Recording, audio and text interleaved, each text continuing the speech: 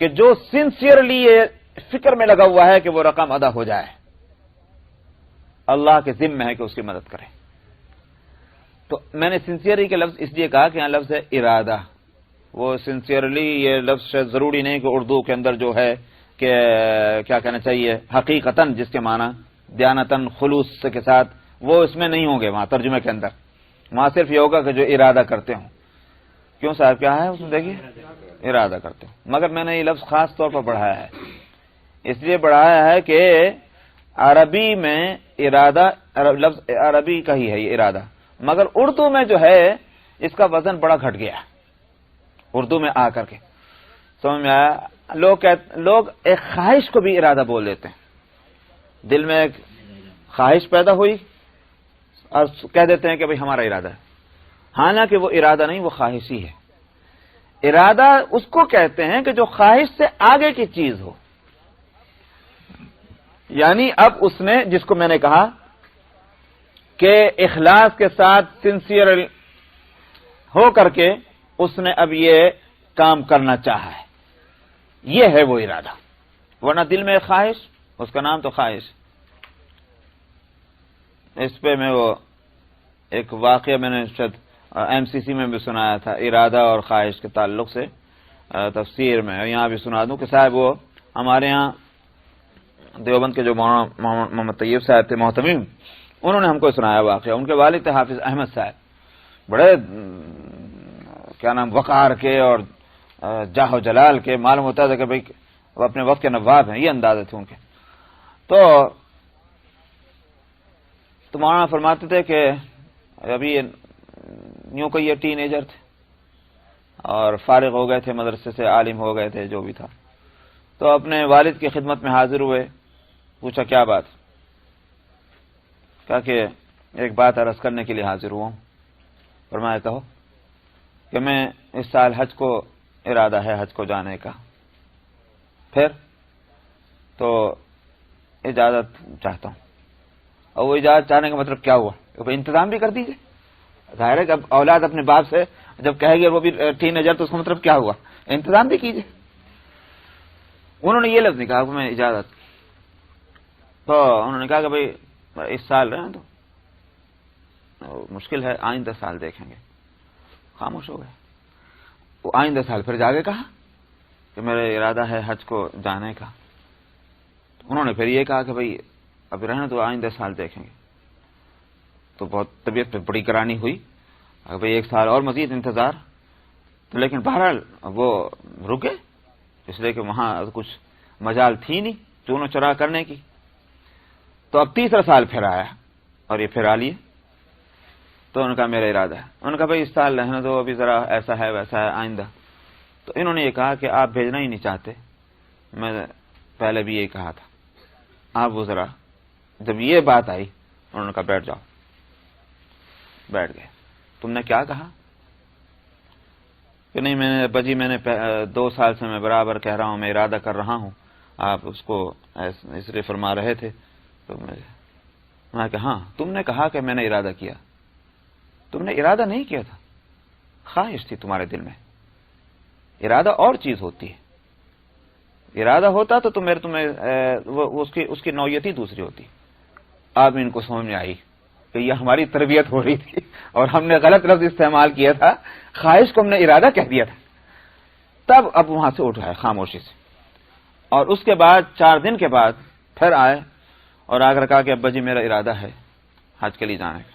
فرمایا بھائی میں نے تو تم سے کہا تھا بھی ٹھہر جاؤ آئندہ سا. انہوں نے کہا نہیں بس میں نے اب تو ارادہ کر لیا ہے. تو انہوں نے کہا بھائی کیا انتظام کیا؟ میں تو انتظام اس وقت نہیں ہو سکتا نا اتنی جلدی.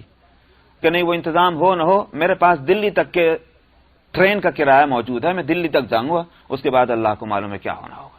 میں جو میں کر سکتا ہوں وہ میں کروں گا. میں نے ارادہ کر لیا. اب سمجھ میں آیا کہ واقعی ارادہ ہو گیا. تو انہوں نے کہا کہ اچھا دیکھو کوئی اپنے شہر سے کوئی کچھ لوگ جانے والے ہیں کیا؟ پتہ نہیں کہا. معلوم ہے اچھی بات ہے. اب انہوں نے وہ سارے انتظامات کیے اور یہاں سے لے کر جدے تک ہر ایک کو خطوط لکھ دیے گئے کہ یار. تو ارادے اور خواہش میں اردو میں فرق نہیں کرتے لیکن عربی میں فرق ہے کیونکہ عربی کا لفظ ہے. تو یہاں وہ مکاتب غلام کہ جس نے حقیقتاً اس بات کو کا ارادہ کر لیا ہے کہ مجھے ادا کرنا ہے، خواہش نہیں، خواہش تو ہوگی مگر وہ اس کے لیے کوشش نہیں کر رہا ہے، تو اب وہ ارادہ نہیں، ارادہ کر لیا، اب اللہ کے ذمہ ہے کہ اس کی مدد کریں۔ اسی طرح سے آپ نے فرمایا کہ اور وہ نکاح کرنے والا، شادی کرنے والا جو اپنی پاک دامنی کو چاہتا ہے، یعنی شادی کیوں کر رہا ہے؟ اس لیے کہ میں گناہ میں کبھی مبتلا نہ ہوں، یہ ہے مقصد اس کا۔ اس لیے نہیں کہ صاحب کیا کہنا چاہیے، وقتی طور پر کوئی عورت پسند آ گئی ہے، کوئی لڑکی پسند آ گئی ہے تو اسے شادی کرنے جا رہے ہیں، یا اس لیے کہ صاحب بہت مالدار فیملی ہے جی، سمجھ میں خوب پیسہ مل جائے گا، ان میں سے کوئی چیز نہیں، بلکہ صرف ایک ہی ارادہ ہے تاکہ میں کسی وقت میں کسی گناہ میں مبتلا نہ ہو سکوں، مجھے اس لیے شادی کرنی ہے، میری نظریں نیچی رہیں۔ تو فرمایا اللہ کے ذمہ ہے کہ اس کی مدد کریں کہ شادی اس کی ہو جائے آسانی کے ساتھ۔ والمجاہد فی سبیل اللہ، اور جو اللہ کے راستے میں جہاد کرنے والا ہے تو جب اس نے جہاد کے لیے نکل پڑا، اب اللہ کے ذمہ ہے کہ اس کی مدد ہونا اس راستے میں، کیونکہ اللہ کے لیے نکلا تو اللہ کی مدد کرنا ہے۔ والمجاہد فی سبیل اللہ ایسی ہیں کہ جو ہر کام میں ہر جگہ پیش آتی ہیں، یا تو وہ مشکلات نہ پیش آئیں یا ان مشکلات کا مقابلہ کرنے کی آدمی کے اندر ہمت ہو جائے۔ یہ ہے بعد عمل، سمجھ میں آیا؟ یوں کہ یہ کہ ایک کنارہ خواہش سے مل رہا ہے اور دوسرا کنارہ جو ہے وہ کہہ سکتے ہیں کہ عمل سے مل رہا ہے۔ وہ کنارہ جو عمل سے مل رہا ہے اسی کا نام عزم ہے، یعنی ارادہ پکا ہو گیا، بس اب اسٹیپ لینا ہے۔ میں نے پچھلے ہفتے بھی بتایا تھا کہ ہندوستان کے اندر ابھی مسلمانوں میں جو کچھ صورتحال ہے، چونکہ یہ ہندوؤں سے آئی ہوئی ہے، تو ہندوؤں کے اندر رات دن اخبارات میں اور نیوز پیپر میں وہ خبریں آتی رہتی تھیں کہ صاحب وہ دلہن کو آگ لگا دی گئی، جہیز کے مسئلے پر دلہن کو آگ میں جلا دیا گیا۔ تو اب بتائیے کہ یہ فساد نہیں تو اور کیا ہے، اور یہ فتنہ نہیں تو اور کیا ہے؟ اسلام نے اس کو جڑ سے کاٹنا چاہا۔ نبی کریم صلی اللہ علیہ وسلم نے تو اس وقت یہ باتیں بتلائی تھی کہ جب یہ سب فتنے نہیں تھے، لیکن آج وہ فتنے ہماری سوسائٹی میں، ہمارے معاشرے میں آ چکے ہیں، اور میں نے ان ماں باپ کو روتے ہوئے دیکھا ہے کہ جن کی بیٹیاں جوان ہو گئی ہیں اور یہ کہ صاحب شادیاں نہیں ہو رہی۔ اب سوال یہ ہے کہ اگر وہ رو رہے ہیں اور شادیاں نہیں ہو رہی ہیں تو پھر ایسی بیٹیوں کی پیدائش پر ماں باپ خوش کیسے ہوں گے؟ جب بیٹیوں کے ماں باپ پیدائش پر ماں باپ نے خوش ہونا چھوڑ دیا تو کیا وہی صورت لوٹ کر نہیں آ گئی کہ جو جاہلیت میں تھی کہ بیٹی پیدا ہو تو بجائے خوش ہونے کے غم منا رہے ہیں؟ وَإِذَا بُشِّرَ أَحَدُهُم بِالْأُنثَىٰ ظَلَّ وَجْهُهُ مُسْوَدًّا وَهُوَ كَظِيمٌ، جب ان کو خوشخبری دی جائے کہ بیٹی پیدا ہوئی تو ان کے چہرے سیاہ پڑ جائیں غم کی وجہ سے اور غصے کی وجہ سے۔ سمجھ میں آیا؟ یہ مشرکین کا حال قرآن نے بتلایا ہے، اور وہی بات آخر کار وہ وہاں تک پہنچی تھی کہ بیٹیوں کو زندہ دفن کرتے تھے۔ یہ تو تھی وہ وجہ، اس زمانے میں عرب میں بھی تھی اور ہندوستان میں بھی تھی۔ عرب سے وہ جڑ کٹ گئی تھی نبی کریم صلی اللہ علیہ وسلم کی تعلیم کے صدقے میں، لیکن ہندوستان میں چلی آ رہی۔ اور اب آپ دیکھتے ہیں کہ زندہ درگور کرنے میں اور آگ میں جلا دینے میں فرق کیا ہے؟ وہ ماں باپ نہیں کر رہے، وہ شوہر صاحب کر رہے ہیں، بات تو وہی ہے۔ تو وہ ایک ہی فتنہ ہے جو مختلف رنگوں میں ظاہر ہو رہا ہے، تو وہ ہمارے معاشرے میں آ گیا۔ اب بیماری جو ہے جب مثلا آج کل طاعون پھیل رہا ہے ہندوستان میں، تو یہ تو نہیں ہوگا کہ ہندو کو لگے گا تو کچھ اور کرشمہ ظاہر ہوگا، مسلمان کو لگے گا تو کچھ اور کرشمہ ظاہر ہوگا، یہ تو نہیں ہوگا۔ وہ طاعون جو ہے، پلیگ جو پھیل رہا ہے، وہ تو پھر مسلمان کے گھر میں جائے گا تو اس کو بھی اسی طرح ستائے گا ہندو کے گھر میں جائے، کیونکہ وہ وبا ہے۔ یہ بیماری جو ان شادیوں کے تعلق سے ہندوؤں کے یہاں ہے، تو جو فساد وہاں ہے اگر مسلمانوں کے یہاں آیا تو وہی فساد وہاں بھی ہونا ہے۔ تو اب اس کے لیے کوئی تلافی کی صورت نہیں ہے۔ نہ تو اصلاح کرنے والے کھڑے ہو رہے ہیں جس طرح کی اصلاح کی جانی چاہیے، وہ کوششیں نہیں ہو رہی ہیں، اور معاشرے میں اتنا بگاڑ آ چکا ہے. مجھے جس چیز سے اصل میں مجھے کپ کپی ہوتی ہے، میں ڈرتا ہوں جس بات سے، وہ اسی لیے کہ برائی تو ہے، ٹھیک ہے، لیکن جب برائی کے واسطے لوگ کوشش دور کرنے کے لیے کوشش کرنا چھوڑ دیں، یا کچھ لوگ کھڑے ہوں تو معاشرہ ان کی بات سننے کو تیار نہ ہو، تو اس کے معنی یہ ہے کہ بیماری پک چکی ہے، اور بیماری پک جاتی ہے تو پھر اس کا وہ لا علاج بن جاتی، یہ مصیبت ہے. تو ایسا لگ رہا ہے کہ جیسے ہمارے معاشرے میں یہ برائی اس طرح سے آ گئی ہے مسلمانوں کے، کہ وہ بیماری جو ہے وہ پک چکی ہے، اب لوگ اس کا علاج نہیں کر پا رہے ہیں. میں نے کئی لوگوں سے بات کی کہ بھئی تمہاری شادی ہوگی تو دیکھو تم یہ سب مت کرنا، بالکل جوڑے گھوڑے کی بات مت کرنا تم اپنے لڑکی والوں سے. انہوں نے مجھے آ کر رپورٹ دی کہ صاحب ہم نے یہ کہا کہ ہمیں کچھ نہیں چاہیے، بیٹی چاہیے. تو وہ بیٹی والے لڑ رہے ہیں، نہیں صاحب آپ کو کیسے نہیں چاہیے، آپ ہماری ناک کٹوا رہے ہیں. سمجھ میں آئے؟ بڑی مصیبت ہے، یہ ہے وہ بیماری کا پک جانا. ان کو تو شکریہ ادا کرنا چاہیے تھا کہ اللہ کا شکر ہے کہ ہمیں ایک ایسا تو ملا، اگر ایسا نہ ملتا تو کتنی بڑی مصیبت ہو جاتی. یہ ہے معاشرے کا بگاڑ کہ لوگ اگر چاہتے بھی ہیں کہ آؤ ہم تم کو بیماری سے نکال کر تندرستی کی طرف لانا چاہتے، وہ نہیں جانا چاہتے. تو یہ بڑی مصیبت ہے اس وقت. نبی کریم صلی اللہ علیہ وسلم نے فرمایا الا تفعلوا، اگر تم ایسا نہیں کرو گے کہ دیندار کے یہاں سے جس کی دینداری کو تم پسند کر رہے ہو، اس کے اخلاق کو اور اس کے کیریکٹر کو تم پسند کر رہے ہو، لیکن تم اس کے منگنی کو اور اس کے بھیجے ہوئے پیغام کو قبول نہیں کر رہے، اور تم یہ دیکھنا چاہ رہے ہو کہ نہیں دیندار تو ہیں مگر مال والے نہیں، فرمایا اگر تم ایسا کرو گے فساد پیدا ہو جائے گا اور بڑا فتنہ پھیلے گا. وعن معقل ابن یسار قال قال رسول اللہ صلی اللہ علیہ وسلم تزوجوا الودود الولود فإنی مکاثر بکم الامم. میں نے کبھی واقعہ ایک سنایا ہوگا اس دوسری حدیث سے پہلے، میں جس حدیث چل رہی ہے اس پر آپ دیکھ لیں. اس کو شیخ الحدیث مولانا زکریا صاحب رحمۃ اللہ علیہ کی لکھی ہوئی جو کتاب حکایات صحابہ ہے، عام طور پر یہ تبلیغ کے پروگراموں میں پڑھی جاتی ہے، اس میں وہ ایک واقعہ لکھا ہوا ہے ایک انصاری صحابی کا، غالباً نام اس میں اسلم لکھا ہوا ہے شاید، کہ بیچارے غریب تھے اور شکل و صورت کے بھی کچھ مقبول نہیں تھے،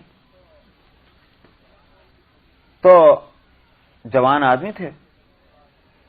ایک روز نبی کریم صلی اللہ علیہ وسلم کی خدمت بیٹھے ہوئے اور وہ رونی صورت بنائے بیٹھے. آپ نے پوچھا کیا بات؟ عرض کہ یا رسول اللہ، میں اس لیے مجھے افسوس ہے کہ دنیا میں تو لوگ مجھے قبول نہیں کرتے، آخرت میں بھی مجھے قبول کیا جائے گا کہ نہیں کیا جائے گا؟ پوچھا کیوں؟ یہ مسئلہ تمہارا کیا پریشانی کیا ہے؟ یا رسول اللہ میں جوان آدمی ہوں، مجھے شادی کی ضرورت ہے، لیکن کوئی مجھ سے شادی کرنے کو تیار ہی نہیں، اس لیے کہ میرے پاس مال نہیں، اس لیے کہ میرے پاس صورت نہیں. دیکھا آپ نے، وہی مسئلہ ہے، نہ میرے پاس صورت ہے، شکل ہے، نہ میرے پاس مال ہے، تو لوگ مجھے یہاں قبول نہیں کر رہے تو پتہ نہیں مجھے آخرت میں بھی قبول کیا جائے گا نہیں کیا جائے گا. آپ نے فرمایا اچھا اگر تمہاری شادی فلانی کی بیٹی سے ہو؟ عرض کیا یا رسول اللہ، کوئی آدمی مجھے قبول نہیں کرتا، بھلا وہ کہاں وہ کرے گا کہ جو مال والا بھی ہے اور بیٹی بھی اس کی جو ہے بڑی خوبصورت ہے، وہ کیسے ہوگا؟ آپ نے فرمایا جاؤ اور جا کر کے میرا سلام کہو اور میرا پیغام دو، اور یہ کہ وہ اپنی بیٹی کی شادی تم سے کریں. اب یہ اس حالت میں چلے کہ نبی کا تو حکم ہے مگر دل میں دگدگا ہے، یہ ہوگا کہ نہیں ہوگا، اس واسطے کہ معلوم ہے جو صورتحال ہے، لیکن نبی کا حکم ہے صلی اللہ علیہ وسلم. گئے وہاں، دروازہ کھٹکھٹایا، اندر سے آئے، السلام علیکم. وعلیکم السلام. کیسے آنا ہوا؟ نبی کریم صلی اللہ علیہ وسلم نے مجھے بھیجا. انہوں نے کہا کہ اہلا وسہلا، آئیے، بڑی خوش نصیبی، بڑی سعادت کہ نبی نے میرے پاس کسی کو بھیجا، کیا حکم ہے؟ تو انہوں نے کہا کہ آپ نے یہ فرمایا. تو اب وہ پریشان ہوئے، وہی جو میں نے کہا نا یہ ہے رسم اور رواج. پریشان ہوئے، منہ لٹکایا. تھوڑی دیر کے بعد انہوں نے یہ کہا کہ میں بہت شرمندہ ہوں، میں معذرت چاہتا ہوں. یہ وہاں سے چل پڑے اور آخر کو جو ان کا شک تھا وہ سامنے آ گیا. نبی کریم صلی اللہ علیہ وسلم کی طرف واپس جانے لگے. وہ جو اپنے گھر کے اندر گھسے تو بیٹی نے سنا ہوا تھا، دروازے میں کھڑی بات جو ہے بیٹی نے سن لی تھی. بیٹی نے پوچھا ابا جان کون تھا؟ انہوں نے کہا کہ فلانا آدمی تھا. کس لیے آئے تھے؟ کہ اس واسطے. پھر آپ نے کیا جواب دیا؟ بیٹی جواب مجھے کیا دینا تھا، جواب تو میں نے وہ دیا، معذرت کر لی. کیوں؟ اس بیٹی کی تیری جیسی خوبصورت عورت کہاں ہے یہاں مدینے میں؟ تیری شادی جو ہے تیرے جیسے کسی خوبصورت جوان سے اور اس سے جو تیرے خاندان کے برابر کا ہوگا اس سے کروں گا شادی. تو اس سے شادی کر کے ناک تھوڑی کٹوانی ہے. اس زمانے میں چونکہ عام طور پر نبی کریم صلی اللہ علیہ وسلم کی صحبت کی برکت سے معاشرہ سنور گیا تھا. ایک آدھ جگہ اگر غلطی ہوتی تھی تو اللہ میاں نے ان کا انتظام ایسا کیا ہوا تھا کہ انہی کے اندر کوئی نہ کوئی اٹھ جاتا کھڑا ٹھیک کرنے کے واسطے. معاشرے میں بیماری تھی مگر وہ ایسی جیسی سمجھ لیجئے کہ کسی کو چھینک آ گئی، کسی کو بخار ہو گیا. اس کو یہ نہیں کہیں گے کہ یہ وبا ہے، اس کو یہ نہیں کہیں گے کہ معاشرے کے اندر بیماری پھیلی ہوئی ہے. یہ تو انسانوں کے ساتھ لگا ہوا ہے. سمجھ میں آیا؟ بیماری پھیلنا جو ہے وہ الگ چیز ہے. صحابہ کا معاشرہ بیماریوں سے پاک تھا، لیکن کہیں کہیں کوئی خطا ہو جانا وہ تو انسانی معاشرہ تھا، تو اس کو بیماری نہیں کہیں گے. یہی صورت وہاں ہے. ان سے ایک خطا ہوئی تو ویسے ہی جیسے کسی کو موسم کی وجہ سے چھینک آ جائے. تو بہرحال اندر بیٹی نے جب پوچھا تو بیٹی نے کہا کہ ابا جان آپ دنیا میں ناک کٹنے کا خیال کر رہے ہیں، آپ کو معلوم نہیں کہ یہ وحی کے نازل ہونے کا زمانہ ہے. نبی کریم صلی اللہ علیہ وسلم پر وحی اترتی ہے. اگر قرآن پاک کے اندر آیت کوئی بھی ایک آپ کے خلاف اتر گئی تو قیامت تک کے لیے آپ کی ناک کٹے گی نہیں کٹے گی. باپ نے کہا بات تو ٹھیک کہہ رہی. آنکھ کھل گئی، بھاگے گئے نبی کریم صلی اللہ علیہ وسلم کی خدمت میں حاضر. اور اس طرح کے آگے آگے تو وہ حضرت پہنچ رہے، پیچھے پیچھے یہ پہنچ رہے. وہ اپنے پیغام سنانا چاہتے ہیں اور یہ کھٹ سے اور رس کہتے یا رسول اللہ میں اپنی بیٹی سے شادی کرنے تیار ہوں. اور وہ شادی ہوئی. تو میں عرض کر رہا ہوں کہ اللہ اور اس کے رسول کی جو مرضی اور منشا ہے اس کو جو پالے وہ بڑی بات ہے، وہی اصل چیز ہے. تو اللہ اور اس کے رسول کی مرضی کیا ہے؟ دینداری کو بنیاد بناؤ، وہی اصل چیز ہے، اخلاق اور دینداری. اور جب وہ مل جائے تو اس سے بہتر کوئی نعمت نہیں ہے. اور مال کو بنیاد بنانا یہ جھگڑے کی چیز ہے. تو معاشرے کو اللہ اور اس کے رسول جو ہیں وہ جھگڑے سے اور گندگیوں سے اور بیماریوں سے پاک دیکھنا چاہتے ہیں. وعن معقل ابن یسار قال قال رسول اللہ صلی اللہ علیہ وسلم تزوجوا الودود الولود فانی مکاثر بکم الامم. معقل ابن یسار رضی اللہ عنہ سے روایت ہے، انہوں نے کہا کہ رسول اللہ صلی اللہ علیہ وسلم نے فرمایا کہ تم زیادہ محبت کرنے والیوں سے اور زیادہ بچے دینے والیوں سے شادی کرو، اس لیے کہ میں تمہاری وجہ سے یا تمہاری کثرت کی وجہ سے میں امتوں پر فخر کروں گا. مکاثرم بکم، کثرت چاہنا، تو میں تمہاری جو کثرت ہوگی تو اس پر مجھے خوشی ہوگی قیامت کے دن. کسی نبی کے ساتھ جیسا کہ حدیث میں آتا ہے کسی نبی کے ساتھ 2 ہی آدمی چلے جا رہے ہیں، کسی کے ساتھ جو ہے 10 آدمی جا رہے ہیں. ہر نبی جو ہوگا اس کے ساتھ اس کی امت ہوگی. تو بعض نبی وہ ہوں گے کہ اپنے امت کے لوگوں کی تعداد تھوڑی دیکھ کر ان کو کیا ہوگا، آپ دنیا میں دیکھ لیجیے، سمجھ میں آیا؟ آپ کا خاندان بہت بڑا ہے تو آپ کو خوشی ہے، تو آپ کیا سمجھیں گے؟ تو نبی جو ہے وہ اپنی امت کی کثرت پر اس کو خوشی ہوگی. یہ ہے میری فیملی، یہ ہے میرا کنبہ. تو آپ نے فرمایا کہ مجھے خوشی ہوگی. تو ودود الولود کیسے سمجھ میں آئے؟ وہ اس طرح سمجھ میں آئے گا کہ جہاں تک پیار کرنے کی بات ہے وہ تو ظاہر ہے کہ تحقیق کریں گے کہ بھائی کیسے اخلاق اور کردار کی ہے. لڑتی جھگڑتی ہے یہی ہے کہ محبت اور پیار کی ہے. تو محبت پیار کرنے والی ہے تو ظاہر ہے کہ وہ ہر ایک کے ساتھ ہے تو پھر شوہر کے ساتھ بھی ہوگا. اور اگر لڑائی جھگڑے والی ہے تو وہ شوہر کے ساتھ بھی ہوگا. تو اس لیے آپ نے فرمایا کہ الودود، پیار کرنے والی. اور الولود کا بھی یہی ہے کہ یوں تو اللہ کو معلوم ہے کہ کس کے کتنی اولاد ہونی ہے، لیکن وہ بھی عام طور پر یہ دیکھا جاتا ہے کہ بھئی فلانے گھرانے کے اندر جو لڑکیاں ہیں ان کے بچے ہوتے ہی نہیں یا ہوتے ہیں، جو بھی ہے اس طرح کی بات، باقی تو اللہ کو معلوم ہے۔ اچھا، اس سے یہ بات معلوم ہوئی کہ اولاد کی کثرت یہ شریعت کو ناپسند نہیں ہے بلکہ پسند ہے، پسند ہے، اس لیے کہ اس سے امت میں بھی یہ تو نبی کی نسبت سے تو یہ ایک امت میں اضافہ ہوتا ہے، اور آگے بڑھ کر جو میں بات بتانا چاہتا ہوں اس فرد کی نسبت سے یہ ہے کہ اس فرد کو اللہ سبحانہ و تعالی نے جس مقصد کے لیے دنیا میں بھیجا وہ مقصد بھی پورا ہوتا ہے۔ مقصد کیا ہے؟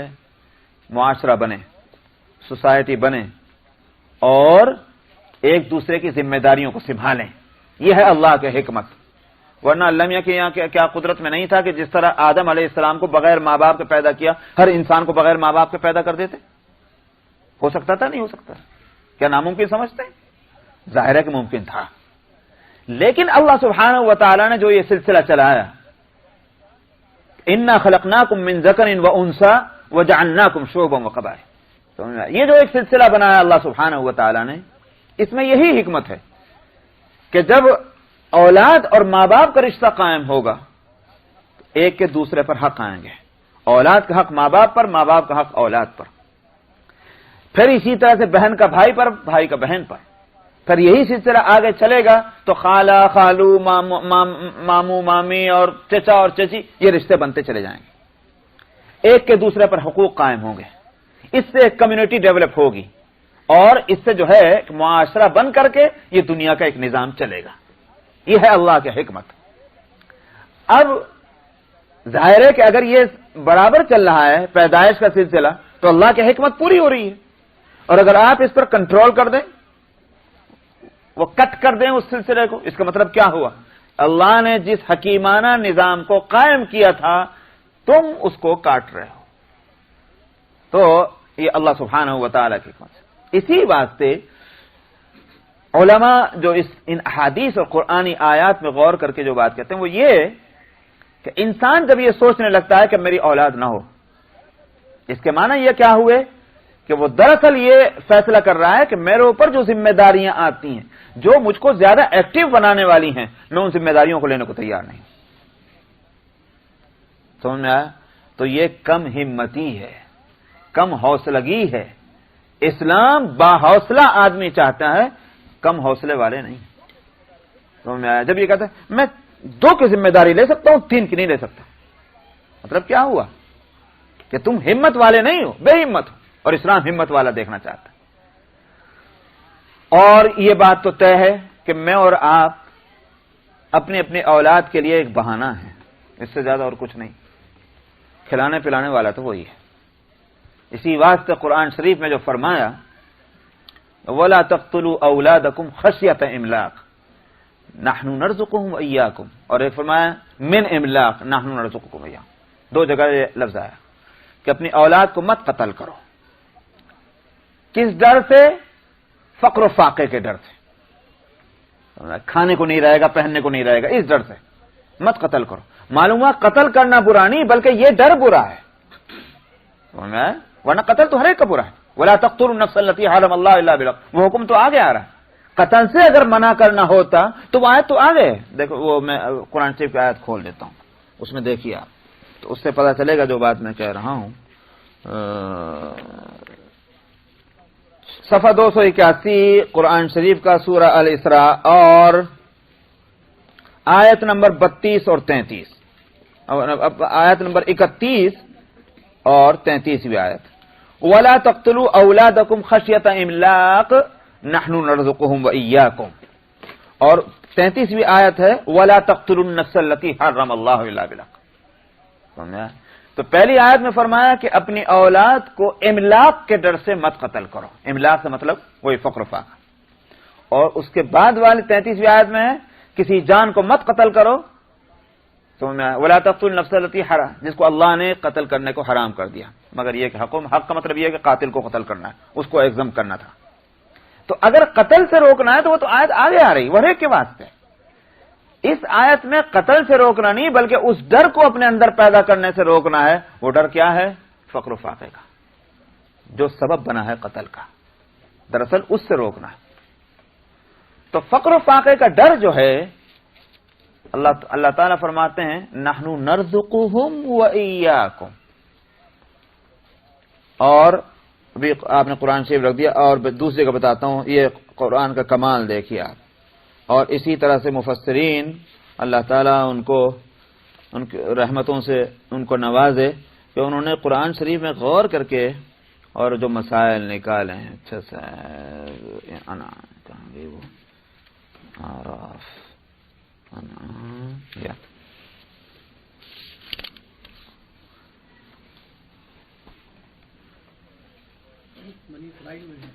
نہیں وہ تو ہے بھائی، ایک اور اس میں ہے سورہ انعام میں نکال رہا ہوں.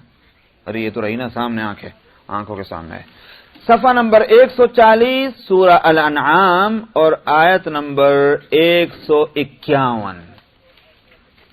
اور وہ وہاں سے انگلی مت ہٹائیے، جو سورۃ الاسراء صفحہ نمبر 281 میں جو ہے وہاں بھی رکھیے، اور دونوں کو میں بتاتا ہوں دونوں میں جو بات ہے.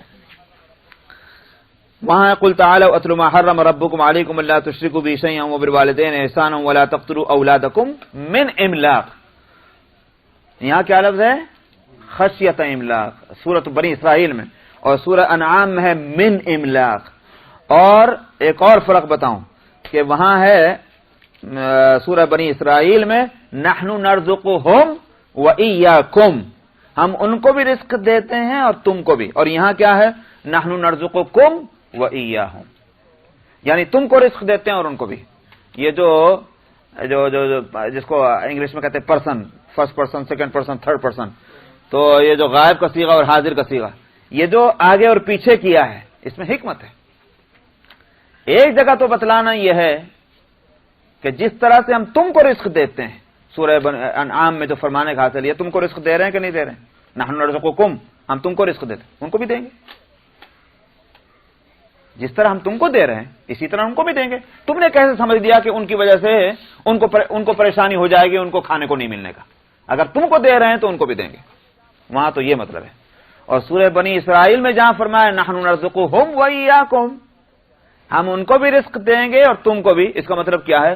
بے وقوفوں، ان کی برکت سے اور تم کو ملے گا. یہ ہے مطلب. سمجھ میں آیا کیسے؟ جس کی تشریح حدیث میں یوں ہے طعام الواحد یکفی للاثنین وطعام الاثنین یکفی للثلاث. ایک آدمی کا کھانا جب مل کر کھائیں تو دو کے لیے کافی ہوتا ہے، اور دو آدمیوں کا کھانا جب مل کر کھائیں تو تین کے لیے کافی ہوتا ہے. اسی لیے آپ نے منع فرمایا تھا الگ الگ مت کھایا کرو، بیٹھ کے مل کے کھاؤ. تو ایک فیملی جتنی بڑھتی چلی جائے گی اللہ سبحانہ و تعالیٰ کی طرف سے برکتیں اتنی ہی آتی چلی جائیں گی. قرآن شریف میں اس کو ایک اور نکاحی کے تعلق سے، مثلا چونکہ نکاح شادی کا چل رہا ہے، قرآن شریف میں فرمایا وَأَنكِحُوا الْأَيَامَ مِنكُمْ وَالصَّالِحِينَ مِنْ عِبَادِكُمْ وَإِمَائِكُمْ إِنْ يَكُونُوا فُقَرَاءَ يُغْنِيهِمُ اللَّهُ مِنْ فَضْلِهِ. سورہ 18واں سپارہ سورہ النور، اور یہ آ گیا.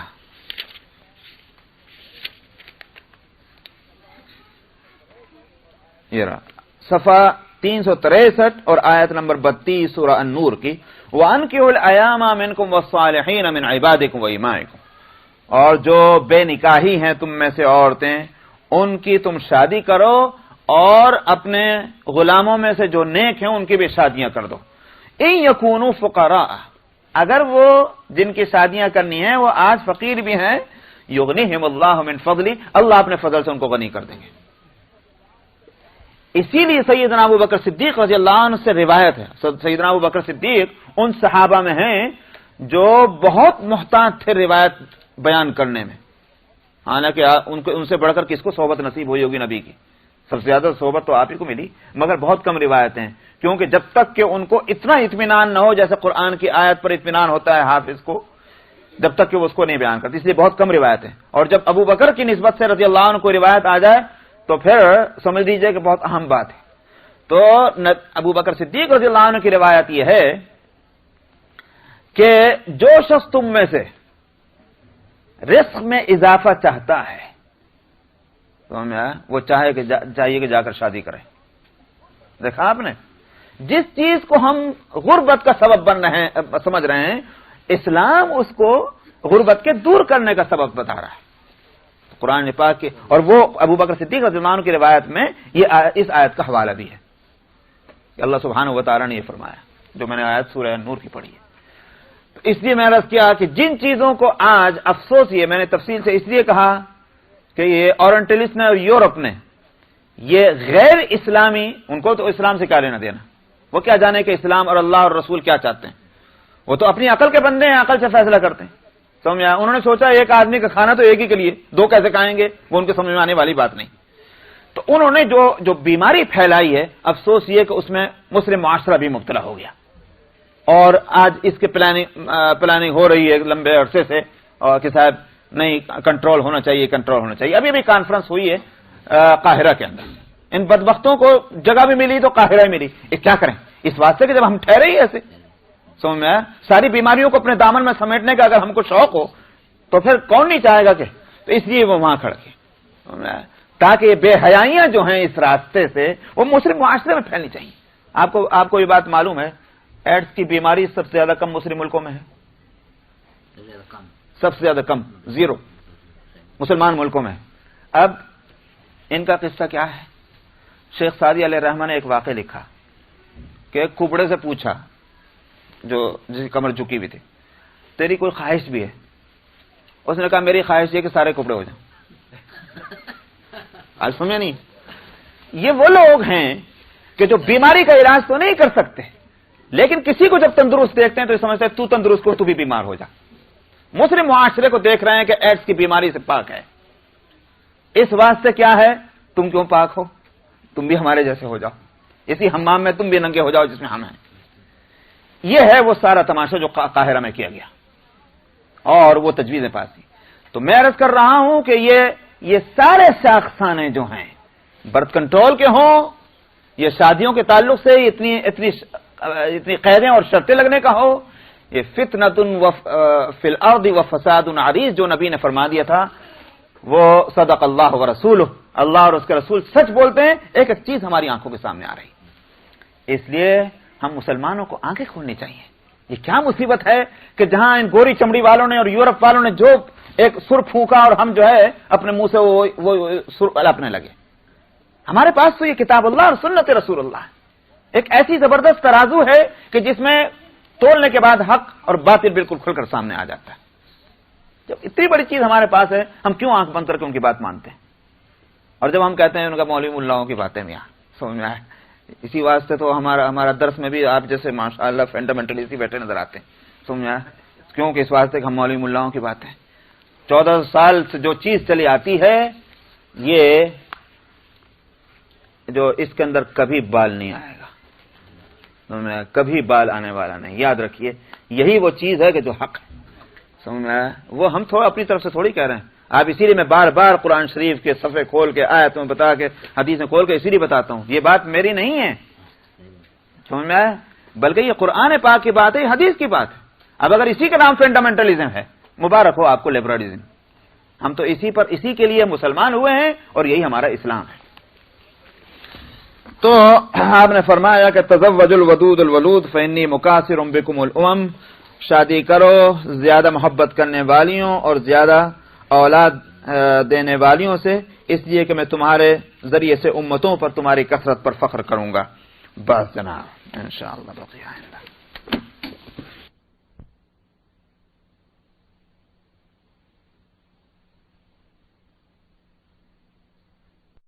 اور اس طرح سے کہ جس طرح سے بدن کو وہ لگے، کیونکہ اس سے خرابی پیدا ہو سکتی ہے کسی بھی طرح سے.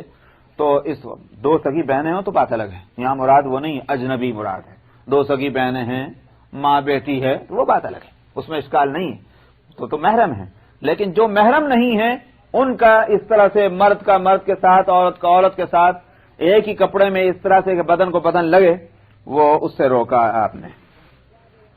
وعن جابر قال قال رسول الله صلى الله عليه وسلم الا لا يبيتن رجل عند امرأة ثيب الا ان يكون ناكحا او ذا محرم.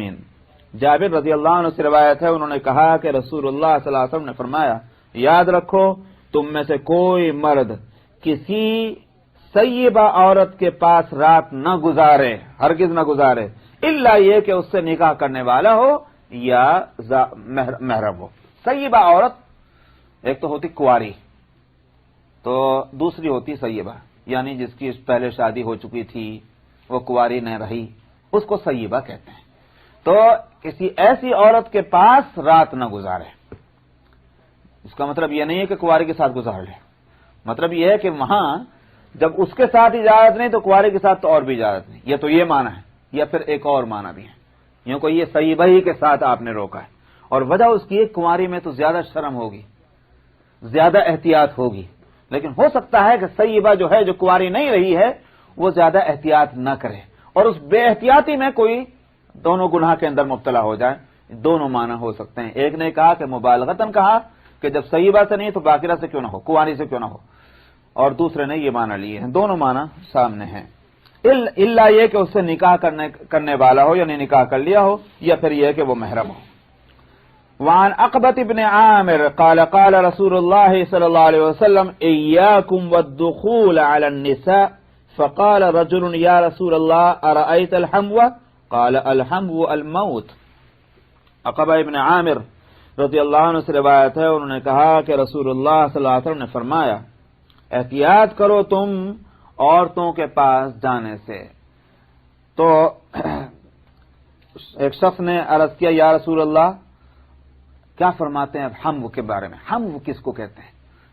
ہے بڑی ہے میم واو، حمو کہتے ہیں سسرالی رشتہ داروں کو، سمجھ میں آیا؟ ان کو حمو کہتے ہیں۔ تو مطلب یہ ہے کہ یا رسول اللہ سسرالی رشتہ داروں کے بارے میں کیا فرماتے ہیں؟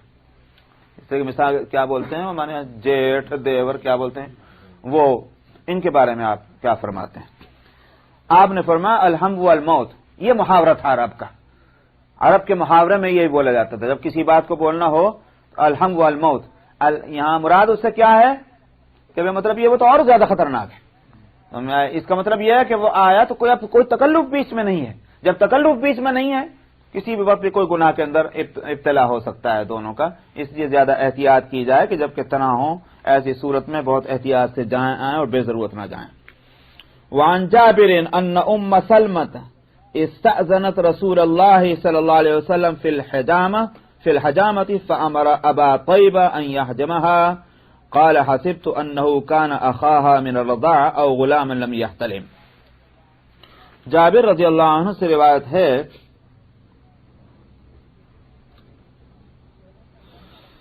کہ ام سلمہ رضی اللہ عنہ، کون ہے ام سلمہ رضی اللہ عنہ؟ ارے صاحب آپ کی زوجہ ہیں حضرت ام سلمہ۔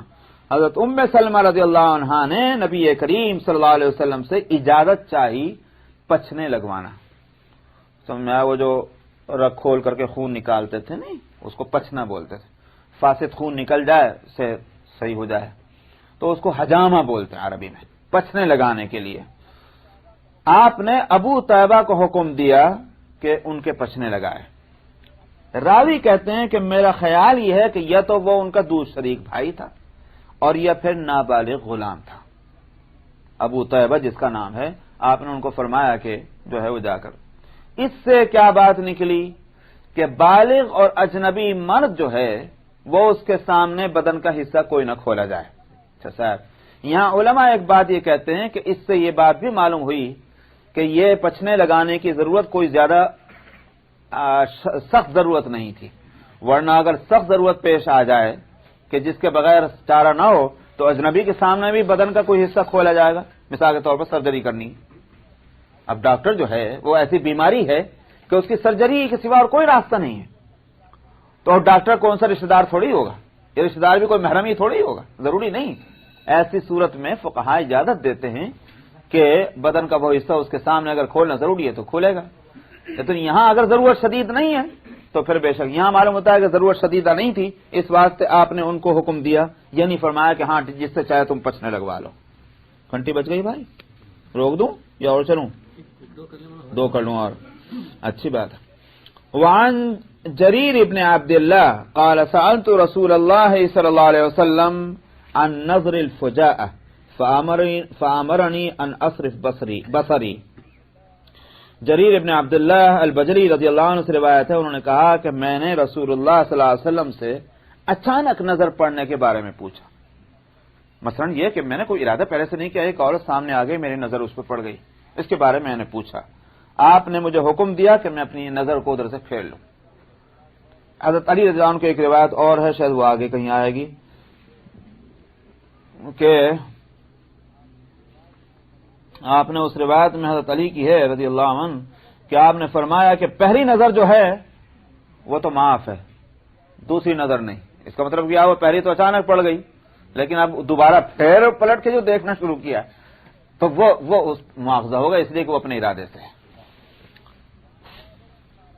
وعن جابر قال قال رسول اللہ صلی اللہ علیہ وسلم ان المرأة تقبل في صورة شيطان وتدبر في صورة شيطان اذا احدكم اعجبته المرأة فوقعت في قلبه فليعمد الى امرأته فليواقعها فإن ذلك يرد ما في نفسه. دیکھیے اس بات کو دماغ میں رکھیے کہ شریعت یہ چاہتی ہے کہ مرد اور عورت کسی بھی طرح گناہ میں مبتلا نہ ہو. گناہ جو ہے وہ بڑا خطرناک ہے. جب تک گناہ کے بارے میں ہمارا تصور وہ نہ ہو جو شریعت کا ہے تو ہم احکام کی اس حقیقت کو ہم سمجھ ہی نہیں سکتے. جو مسئلے ہیں وہ ہم اس کو سمجھ نہیں سکیں گے، اس کی اہمیت کو، جب تک کہ ہم گناہ کی اہمیت کو نہ سمجھیں. گناہ کتنا خطرناک ہے. مان لیجیے تھوڑی دیر کے واسطے کہ صاحب آگ ہے، سامنے سانپ ہے، بچھو ہے، ہم کو معلوم ہے کہ یہ ڈسے گا اور اس کا ڈسنا خطرناک ہے، اور آگ سے ہم نے احتیاط نہیں برتی تو ہمارے کپڑے جل جائیں گے، بدن جل جائے گا. تو جن چیزوں کی خطرناکی کو ہم جانتے ہیں اس کے بارے میں ہم کتنی احتیاط کرتے ہیں. تو گناہ کے بارے میں ہمارا چونکہ تصور وہ ہے نہیں جو شریعت کا ہے، اس واسطے اس کی ہدایتیں جو ہیں وہ ہمارے دماغ کے اندر اترتی نہیں ہے. مشکل یہی ہے. تو پہلے گناہ کی حقیقت کو اچھی طرح ذہن میں بٹھا لیجئے، گناہ کیا چیز ہے، کتنا خطرناک ہے. تو اب اس کے بعد جو ہے مسئلہ سمجھ میں آسان ہوتا ہے. دوسری بات یہ ہے، جب کسی برائی سے روکنا ہوتا ہے تو اگر برائی بہت برائی گہری برائی ہے تو آپ اس کے لیے بڑے بھیانک لفظ بولیں گے، سمجھ میں آیا، بڑے خطرناک لفظ بولیں گے تاکہ لوگ اس سے بچ جائیں برائی سے. ہلکی برائی ہے تو آپ اتنے بھاری لفظ نہیں بولیں گے. یہ دو باتیں ذہن میں رکھیے. تو اب یہاں مسئلہ جو ہے وہ یہ کہ ایک مرد کا ایک عورت کے ساتھ یا ایک عورت کا ایک مرد کے ساتھ گناہ میں مبتلا ہونا شریعت کو کسی طرح گوارا نہیں ہے.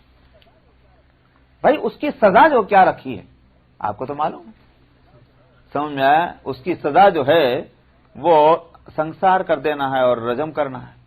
اگر کنواری ہیں تو اس کے کوڑے مارے جائیں، کنوارا اور کنواری ہے، اور اگر نہیں دونوں کے دونوں شادی کنوارے نہیں ہیں تو پھر تو پتھر مار کے ہلاک کرنا ہے. اتنی خطرناک سزا اس گناہ کی ہے. تب اس گناہ سے بچانے کے لیے زیادہ سخت لفظ بولنے ہی پڑیں گے.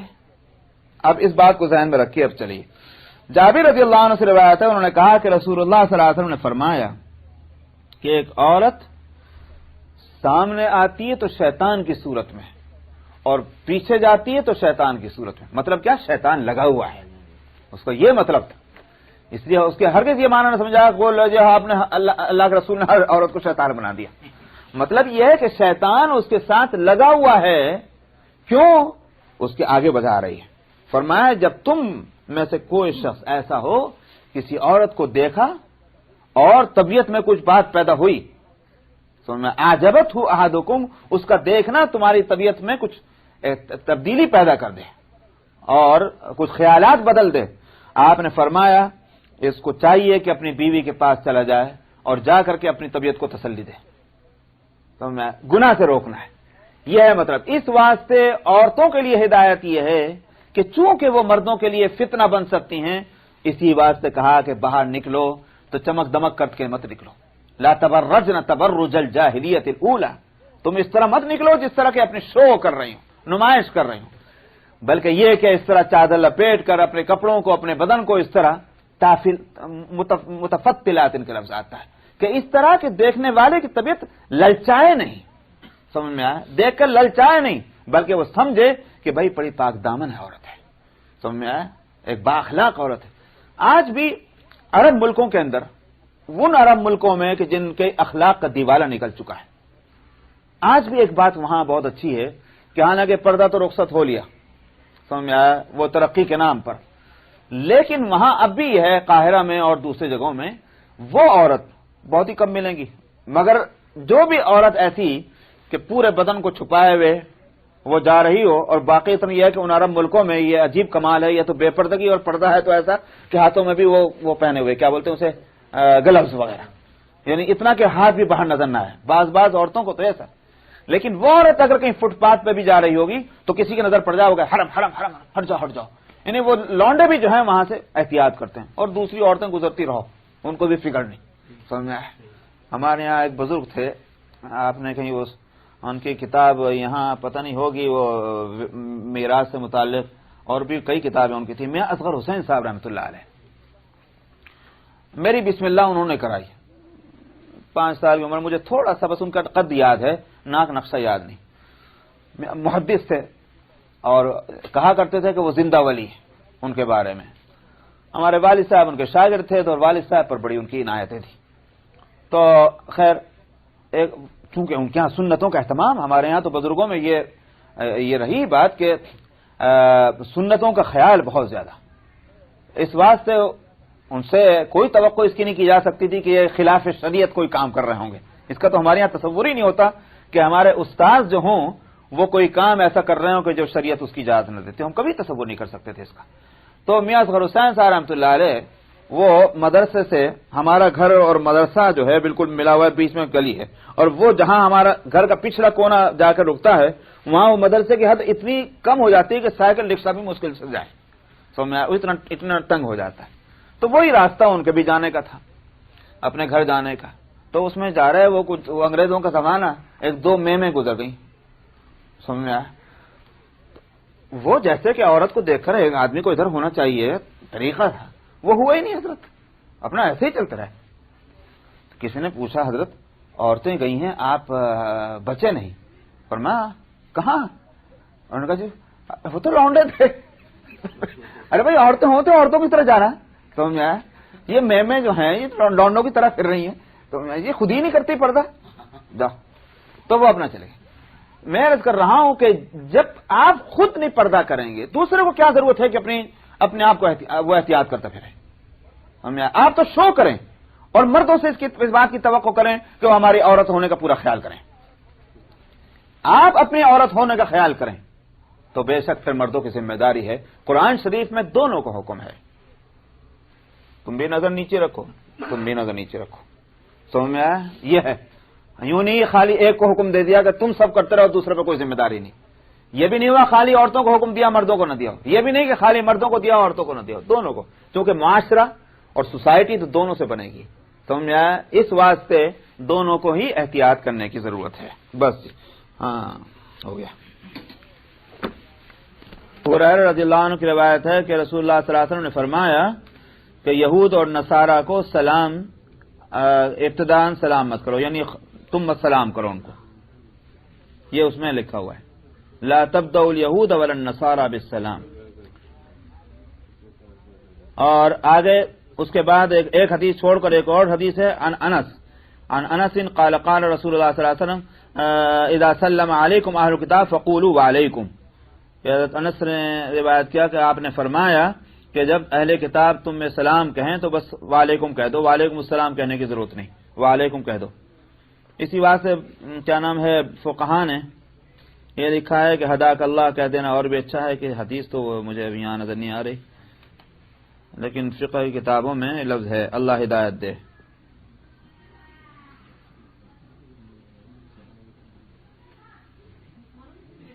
سوال کا ایک حصہ یہ ہے، نہیں تو کر لے پورے، تاکہ میں ہو سکتا ہے کہ اکٹھا ایک ہی جواب سب کے لیے ہو جائے۔ ہاں، دوسرا سوال یہ ہے کہ جو کافر ہیں یا غیر مسلم ہیں ان کے لیے دعا کی اجازت نہیں ہے، جیسے حضرت نوح السلام کو اپنے بیٹے کے تعلق سے، یا حضرت اپنے بھائی صاحب کے تعلق سے، یا کسی اور پیغمبر کو جو ہدایتیں کی گئی اس کے لحاظ سے کافروں کے لیے مغفرت کی ایسی دعا نہیں کی جا سکتی۔ اگر ہمارے احباب میں کچھ ایسے کافر ہوں گے، یا کافر کہاں تو مشکل ہے، بہرحال غیر مسلم ہوں گے، تو اگر ان کے ساتھ ہم نے کوئی ناانصافی کی، ان پر کوئی ظلم کیا ہے، تو اس ظلم کے بدلے اب ہم صدقات یا اپنے نوافل کے ذریعے ایصال ثواب کے لیے ان کے لیے بھی دعا کی جا سکتی ہے یا نہیں کی جا سکتی؟ اس کا تیسرا حصہ ہے کہ ایصال ثواب کے لیے کوئی مثلاً تحدید نہیں ہے، ایک شخص کے لیے بھی ایصال کیا جا سکتا ہے، ہزاروں کے لیے بھی کیا جا سکتا ہے۔ اللہ تعالیٰ بہت ہی رحیم و رحمان ہے، اس کا فضل سمجھے، اس کی کیا حد نہیں ہے، اس کی اس لحاظ سے ہم ہزاروں لوگوں کے لیے بھی ایصال ثواب کر سکتے ہیں کہ نہیں؟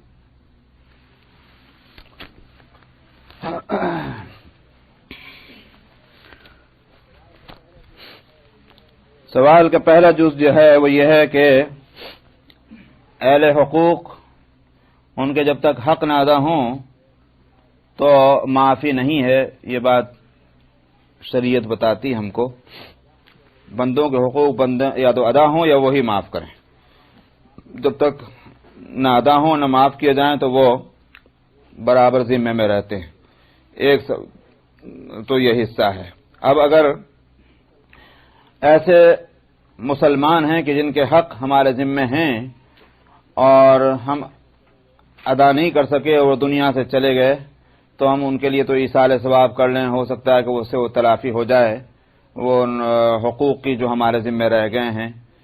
اور لیکن اگر غیر مسلم ہیں اور ان کے حقوق ہمارے ذمے ہیں اور وہ دنیا میں نہیں ہیں تو کیا ہم ان کے لیے ایصال ثواب کر سکتے ہیں تاکہ وہ ان حقوق کا بدل بن جائے کہ جو حقوق ان کے ہمارے ذمے رہ گئے ہیں؟ یہ ہے وہ سوال پہلا۔ اس کے بعد دوسرا جز جو انہوں نے فرمایا کہ وہ قرآن شریف میں یہ بات موجود ہے کہ انبیاء علیہ الصلاۃ والسلام کو اس بات سے روکا گیا ہے کہ کسی کافر کے لیے دعائے مغفرت کریں۔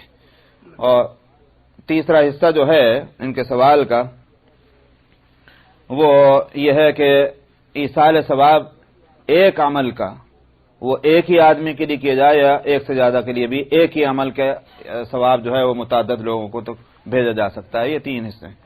تو جہاں تک پہلے سوال کا معاملہ ہے، حقیقت تو یہ ہے کہ اس کے جواب کی طرف دوسرے سوال نے یا سوال کے دوسرے حصے نے خود ہی اشارہ کر دیا ہے کہ جب انبیاء علیہ الصلاۃ والسلام کو ایصال ثواب سے اور دعائے مغفرت سے روک دیا گیا، اور ظاہر ہے کہ وہ دعائے مغفرت ظالموں کے لیے نہیں کر رہے تھے بلکہ ان کے لیے کر رہے تھے کہ جن کے احسانات تھے۔ ابراہیم علیہ الصلاۃ والسلام دعا کرنا چاہتے تھے اپنے باپ کے لیے، اور باپ کوئی بھی ہو چاہے کتنا بھی مار پیٹ کرنے والا ہو پھر بھی وہ محسن ہی ہے، باپ جو ٹھہرا۔ اسی طرح سے نبی کریم صلی اللہ علیہ وسلم کے لیے آپ کے چچا ابو طالب ہیں۔ تو یہ جو صورت ہے وہ یہ کہ احسانات ہی کا بدلہ دینا چاہا تھا دعائے مغفرت کے لیے، مگر اللہ نے روک دیا۔ تو معلوم ہوا کہ اصل میں کوئی چیز جب کسی کو دی جائے تو اس میں دو چیزوں کی ضرورت ہوتی ہے دینے کے لیے، دینے والے میں دینے کی صلاحیت ہونا، لینے والے میں لینے کی صلاحیت ہونا۔ یہ دو چیزیں جب تک نہیں پائی جائیں گی، دینا جو ہے وہ متحقق نہیں ہوگا، یعنی مطلب وہ اس کی کوئی کیا کہ اس کو ایگزسٹ نہیں کہیں گے کہ وہ دے دیا گیا۔ دینے کے لیے دونوں چیزیں ضرورت ہے کہ دینے والے میں جو اس میں صلاحیت ہو دینے کی، اور لینے والے میں لینے کی صلاحیت ہو۔ تو جو غیر مسلم اور کافر ہے، ہم یہاں کافر کی بات اس لیے کر رہے ہیں جس کا ایمان پر خاتمہ نہیں ہوا، کفر پر خاتمہ ہوا، تو اس میں وہاں آخرت میں کوئی اچھائی لینے کی صلاحیت ہی نہیں۔ جس جگہ وہ ہے وہاں اچھائی کا گزر ہی نہیں ہے، اچھائی وہاں پہنچ ہی نہیں سکتی۔ جب اچھائی وہاں پہنچ ہی نہیں سکتی تو لے گا کیسے؟ اس واسطے چونکہ اس میں صلاحیت نہیں ہے اچھائی کے قبول کرنے کی، تو اچھائی پہنچے گی بھی نہیں۔ تو یہ ایک بات ذہن میں رکھی جائے۔ اب سوال یہ ہے کہ اس صورت میں جیسا آپ نے فرمایا کہ بھئی اگر کچھ اہل حقوق ہیں جو غیر مسلم تھے اور وہ مر گئے ہیں، دیکھنا یہ ہے کہ مالیات سے متعلق ہے یہ غیر مال ہے۔ اگر مال سے متعلق ہے اور وہ دنیا میں ہیں ان کو دیں گے، وہ نہیں ہیں ان کے وارثوں کو دیں گے۔ سمجھ میں آیا؟ تو مال کا حق تو اسی وقت ادا ہوگا جب مال دے دیا جائے، یا اگر مال نہیں دیا جا سکتا، طاقت نہیں ہے، وہ موجود ہے یا اس کا ورثہ موجود ہے، ان سے معاف کرایا جائے۔ مال کا مسئلہ تو کہیں چلتا ہے۔ اور اگر وہ حق مال سے متعلق نہیں، کچھ اور ہے. سمجھ میں آیا؟ تب اس صورت میں اللہ سے یہ دعا کی جائے گی کہ اے اللہ میں نے فلانے آدمی کو تکلیف پہنچائی تھی، وہ آج ہم میں نہیں ہے کہ میں اس سے معافی چاہ کر کے معاملے کو ختم کروں، آپ میرے معاملے کو آسان کر دیں اور میرا مواخذہ اس معاملے میں نہ فرمائیں. باقی اللہ کے حوالے کر دیا. اللہ میاں کس طرح سے اس معاملے کو ٹھیک کرتے ہیں وہ اللہ کے حوالے.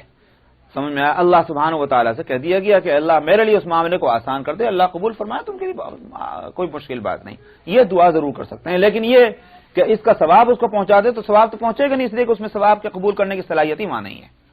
عذاب کم ہوگا نہیں، اس سے آپ کے ثواب کا تعلق نہیں ہے، بلکہ وہ اس کا جو وہ یوں کہیے کہ عذاب کے کم ہونے کی صورت جو ہے وہ یہ ہے کہ خود اس نے دنیا میں کچھ ایسے کام کیے تھے کہ جو اللہ کو پسند تھے.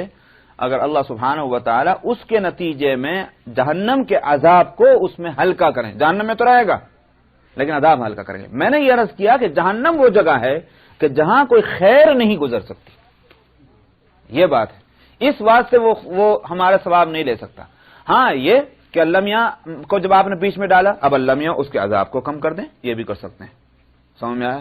اللہ میاں خود اس سے کہہ دے فلانے کا حق معاف کر دے، یہ بھی ہو سکتا ہے. تو اللہ کے حوالے. تب اس صورت میں ہماری دعا کیا ہے؟ اے اللہ میرے ذمہ فلاں کا حق تھا جس کو میں نے معاف نہیں کرایا اور اب میں معاف بھی نہیں کرا سکتا، اور یہ ہے کہ میرے ساتھ معاملہ مہربانی کا فرمائیے اور مجھ سے اس بارے میں مواخذہ نہ کیجیے، اس حق کو مجھ سے جو ہے کیا بولتے ہیں اس کو مجھ سے ادا کرا دے، یہ کہ میرے ذمے سے اس کو ساقط کر دے. یہ اس طرح کی دعا تو اللہ کو اختیار ہے، وہ اللہ سبحانہ و تعالیٰ اس کے لیے کوئی راستہ تجویز کریں گے. ہم تو کر بھی نہیں سکتے اتنے راستے نکال سکتے جو اللہ نکال سکتے ہیں. یہ صورت ہے. لائیے بھائی قرآن شریف.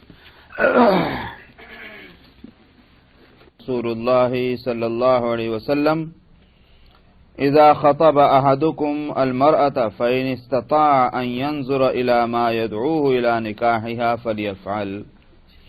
جابر رضی اللہ عنہ سے روایت ہے، انہوں نے کہا کہ رسول اللہ صلی اللہ علیہ وسلم نے فرمایا جب تم میں سے کوئی شخص کسی عورت سے نکاح کرنا چاہے تو اگر ممکن ہو کہ دیکھے اس کی طرف کہ جس کو نکاح کے لیے دعوت دی ہے تو اس کو چاہیے کہ وہ کر لے. اس پر میں پہلے بتا چکا ہوں، اس لیے مزید کچھ کہنا نہیں ہے. عن المغیرہ ابن شعبہ قال خطبت امرأة فقال لي رسول اللہ صلی اللہ علیہ وسلم هل نظرت الیہا قلت لا قال فانظر الیہا فانه احرى ان یؤدم بینکما. مغیرہ ابن شعبہ رضی اللہ عنہ سے روایت ہے، انہوں نے کہا کہ میں نے ایک عورت سے نکاح کا ارادہ کیا یا منگنی کی تو مجھے رسول اللہ صلی اللہ علیہ وسلم نے فرمایا کیا تو نے اس کو دیکھا ہے؟ میں نے کہا نہیں. آپ نے فرمایا کہ اس کو دیکھ لو کیونکہ یہ زیادہ اس بات کے مناسب یا قریب ہوگا کہ تمہارے درمیان میں محبت رہے. وعن ابن مسعود قال رأى رسول الله صلى الله عليه وسلم امرأة فأعجبته فأتى سودة وهي تصنع طيبا وعندها نساء فأخلينه فقضى حاجته ثم قال أيما رجل رأى امرأة تعجبه فليقم إلى أهله فإن معها مثل الذي معها. ابن مسعود رضی اللہ عنہ سے روایت ہے، انہوں نے کہا کہ رسول اللہ صلی اللہ علیہ وسلم نے ایک عورت کو دیکھا تو آپ کے دل میں کچھ بات آئی تو آپ حضرت سودا رضی اللہ عنہ کے پاس جو آپ کی بیوی ہیں وہ آپ تشریف لائے. وہ کوئی خوشبو تیار کر رہی تھیں اور ان کے پاس کچھ عورتیں بھی تھیں تو آپ نے ان سے خلوت کی اور اپنی ضرورت پوری کی. پھر آپ نے فرمایا کہ کوئی شخص کسی عورت کو دیکھے اور اس کو پسند آ جائے تو اس کو چاہیے کہ اپنے گھر والے کے پاس چلی جائے، اپنی بیوی کے پاس چلا جائے کیونکہ اس کے ساتھ بھی وہ چیز ہے جو اس کے ساتھ ہے تاکہ اس کے طبیعت کو سکون مل جائے. وعنہ عن النبی صلی اللہ علیہ وسلم قال المرأة عورة فإذا خرجت استشرفها الشیطان. انہی عبداللہ ابن مسعود سے روایت ہے، نبی کریم صلی اللہ علیہ وسلم سے وہ نقل کرتے ہیں، آپ نے فرمایا کہ عورت چھپنے کی چیز ہے، جب وہ نکلتی ہے تو شیطان اس کا پیچھا کرتا ہے یا شیطان اس سے آگے رہتا ہے. جو بھی دونوں میں سے ایک بھی ترجمہ کر سکتے ہیں. یعنی حاصل یہ ہے کہ اس کو اگر عورت نکلے گی تو ہزار لوگوں کی آنکھیں اٹھیں گی، ان کی طبیعتوں میں کچھ اچھے برے خیالات آئیں گے، اور ظاہر ہے کہ اچھے برے خیالات کا آنا شیطان کی طرف سے ہوتا، تو وہ سبب بن رہی ہے شیطانی خیالات کے آنے کا۔ اس لیے فرمایا کہ جب عورت نکلتی ہے جو کہ چھپنے کی چیز تھی تو شیطان اس کے پیچھے رہتا ہے۔ وعن بریدہ قال قال رسول اللہ صلی اللہ علیہ وسلم لعلی یا علی لا تتبع النظرة النظرة فإن لك الأولى وليست لك الآخرة۔ میں نے پچھلے ہفتے بتایا تھا کہ شاید وہ حدیث کہیں آگے آ رہی ہے، آ گئی ہو۔ بریدہ سے روایت ہے، انہوں نے کہا کہ رسول اللہ صلی اللہ علیہ وسلم نے حضرت علی کو فرمایا، اے علی تو ایک نظر کے پیچھے دوسری نظر مت ڈال۔ لا تتبع النظرة النظرة کے معنی یہ ہیں کہ ایک نظر پڑ جانے کے بعد دوسری نظر مت ڈالو، یہ مطلب ہے، کیونکہ پہلی نظر وہ تو تیرے حق میں ہے، مطلب یہ کہ اس کا تو کوئی گناہ نہیں ہے۔ فإن لك الأولى وليست لك الآخرة، لیکن دوسری جو ارادہ ڈالی ہے ظاہر ہے کہ وہ تم نے اپنے اختیار سے ڈالی ہے تو اس کا حق تم کو نہیں تھا۔ وعن عمرو بن شعيب عن أبي عن جدي عن النبي صلى الله عليه وسلم قال إذا زوج أحدكم عبده أمته فلا ينظرن إلى عورتها وفي رواية فلا ينظرن إلى ما دون السرة وفوق الركبة۔ عمرو بن شعیب اپنے والد سے اور وہ ان کے والد سے نقل کرتے ہیں کہ نبی کریم صلی اللہ علیہ وسلم نے فرمایا، جب تم میں سے کوئی شخص اپنے غلام کی اپنے باندی سے شادی کرے، یعنی ایک غلام اور ایک باندی ہے، دونوں کی شادی کر رہا ہے، تب اس صورت میں اس کو ہرگز اس باندی کے بدن کے چھپے ہوئے حصے کو نہ دیکھے۔ اب یہ دوسرے کا حق ہو گیا، وہ باندی جو ہے جب اس سے شادی ہو گئی کسی کی، وہ اس کا حق بن گیا، لہذا اب آقا کو اس کے کسی چھپے ہوئے حصے کو نہیں دیکھنا۔ اور ایک روایت میں ہے کہ ہرگز نہ دیکھے ناف اور گھٹنے کے درمیان کا جو حصہ ہے اس میں قطن نہ دیکھے۔ حاصل وہی یہی باندی کے لیے، باندی اور آزاد عورت کا جو سطر ہے اس میں فرق ہے۔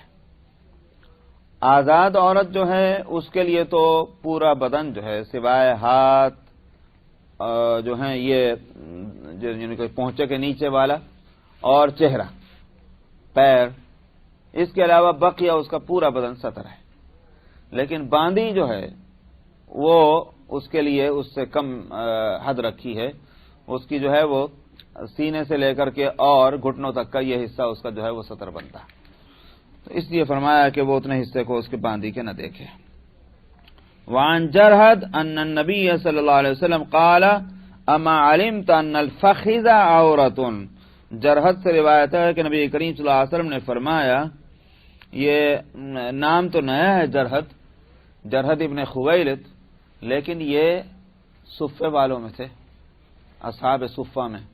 اصحاب صفہ جو ہیں یہ تو وہ حضرات ہیں کہ جو اپنی زندگیاں انہوں نے اسی کام پہ لگا دی تھیں، نبی کریم صلی اللہ علیہ وسلم کے شاگرد بننے اور حدیث کا اور دین کا سیکھنے کے لیے، یہ ان میں آتے ہیں۔ تو جرحد سے روایت ہے کہ نبی کریم صلی اللہ علیہ وسلم نے فرمایا، کیا تمہیں معلوم ہے کہ ران جو ہے یہ چھپانے کی چیز ہے؟ تو معلوم ہوا کہ ایک مرد کا جو سطر ہے وہ ہے ناف سے لے کر کے اور گھٹنے تک، گھٹنے سے اوپر کا حصہ جو ہے وہ نہیں کھلنا چاہیے۔ البتہ شوافع اور حنفیہ میں اختلاف ہے۔ شوافع جو ہیں وہ گھٹنے کو خارج مانتے ہیں، حنفیہ گھٹنے کو داخل مانتے ہیں۔ تو وہ ایک اصول فقہ کی ایک بحث ہے کہ جب لفظ الہ، جس کے اردو میں تک اور انگلش میں ٹو کے معنی میں آتا ہے الہ، تو اب سوال یہ ہے کہ الہ کا جو وہ حد ہے وہ حد اس میں داخل ہے یا خارج ہے، وہ ایک بحث ہے فنی۔ اس وجہ سے شوافع جو ہیں وہ اس کے قائل ہیں کہ وہ خارج ہے۔ تو مثلا میں کہوں کہ میں ڈاؤن ٹاؤن تک گیا، تو اس کے معنی یہ ہیں کہ ڈاؤن ٹاؤن کے اس طرف تک گیا یا ڈاؤن ٹاؤن کے ادھر تک گیا، یہ ایک مسئلہ ہے۔ تو شوافع جو ہیں وہ خارج مانتے ہیں اور حنفیہ داخل مانتے ہیں۔ اس لیے حنفیہ کے نزدیک گھٹنا جو ہے وہ داخل ہے اس حصے کے کہ جس کا چھپانا ہے۔ اس لیے جو لوگ انڈر ویئر پہنے پھرتے ہیں، چاہے گھر میں کیوں نہ ہو، سوائے اس کے کہ بھئی اگر خالی بیوی ہے تو الگ ہے، لیکن یہ کہ بالغ بچے ہوں یا بھائی اور بہنیں ہوں، ماں باپ ہوں وغیرہ وغیرہ، تو بالکل جائز نہیں انڈر ویئر پہنے پھرنا کہ جس سے کہ گھٹنا اور ران کا کچھ حصہ کھل جائے۔ نبی کریم صلی اللہ علیہ وسلم نے فرمایا کہ یہ چھپانے کی چیز ہے، کہیں بھی ہو۔ اس لیے وہ ایسا وہ پہننا جانا چاہیے کہ جس سے گھٹنے چھپ جائیں، اس کے علاوہ نہیں، وہ تو چھپانا ہے. اچھا. وعن علی ان رسول اللہ صلی اللہ علیہ وسلم قال له یا علی لا تبرز فخذك ولا تنظر الى فخذ حي ولا میت. حضرت علی رضی اللہ عنہ سے روایت ہے، انہوں نے کہا کہ رسول اللہ صلی اللہ علیہ وسلم نے فرمایا ان کو کہ اے علی تو اپنی ران کو نہ ظاہر کر، نہ کھلا رکھ، اور نہ کسی زندہ یا مردہ کی ران کو دیکھ.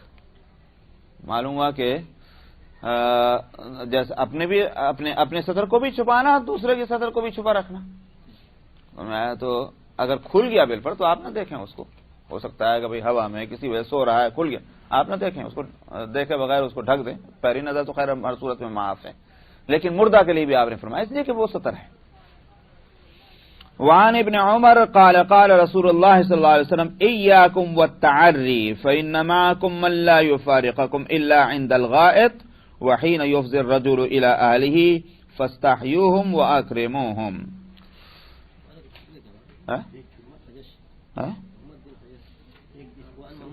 کیا کہہ رہے؟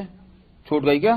اچھا. وعن محمد ابن جحش قال مر رسول اللہ صلی اللہ علیہ وسلم على معمر وفخذاه مكشوفتان قال یا معمر غط فخذیک فإن الفخذین عورۃ.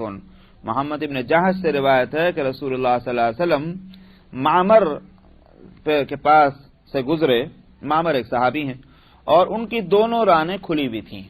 آپ نے فرمایا اے معمر اپنی رانوں کو ڈھک لے، اس لیے کہ رانیں جو ہیں وہ عورت ہیں، یعنی چھپانے کی چیز ہیں.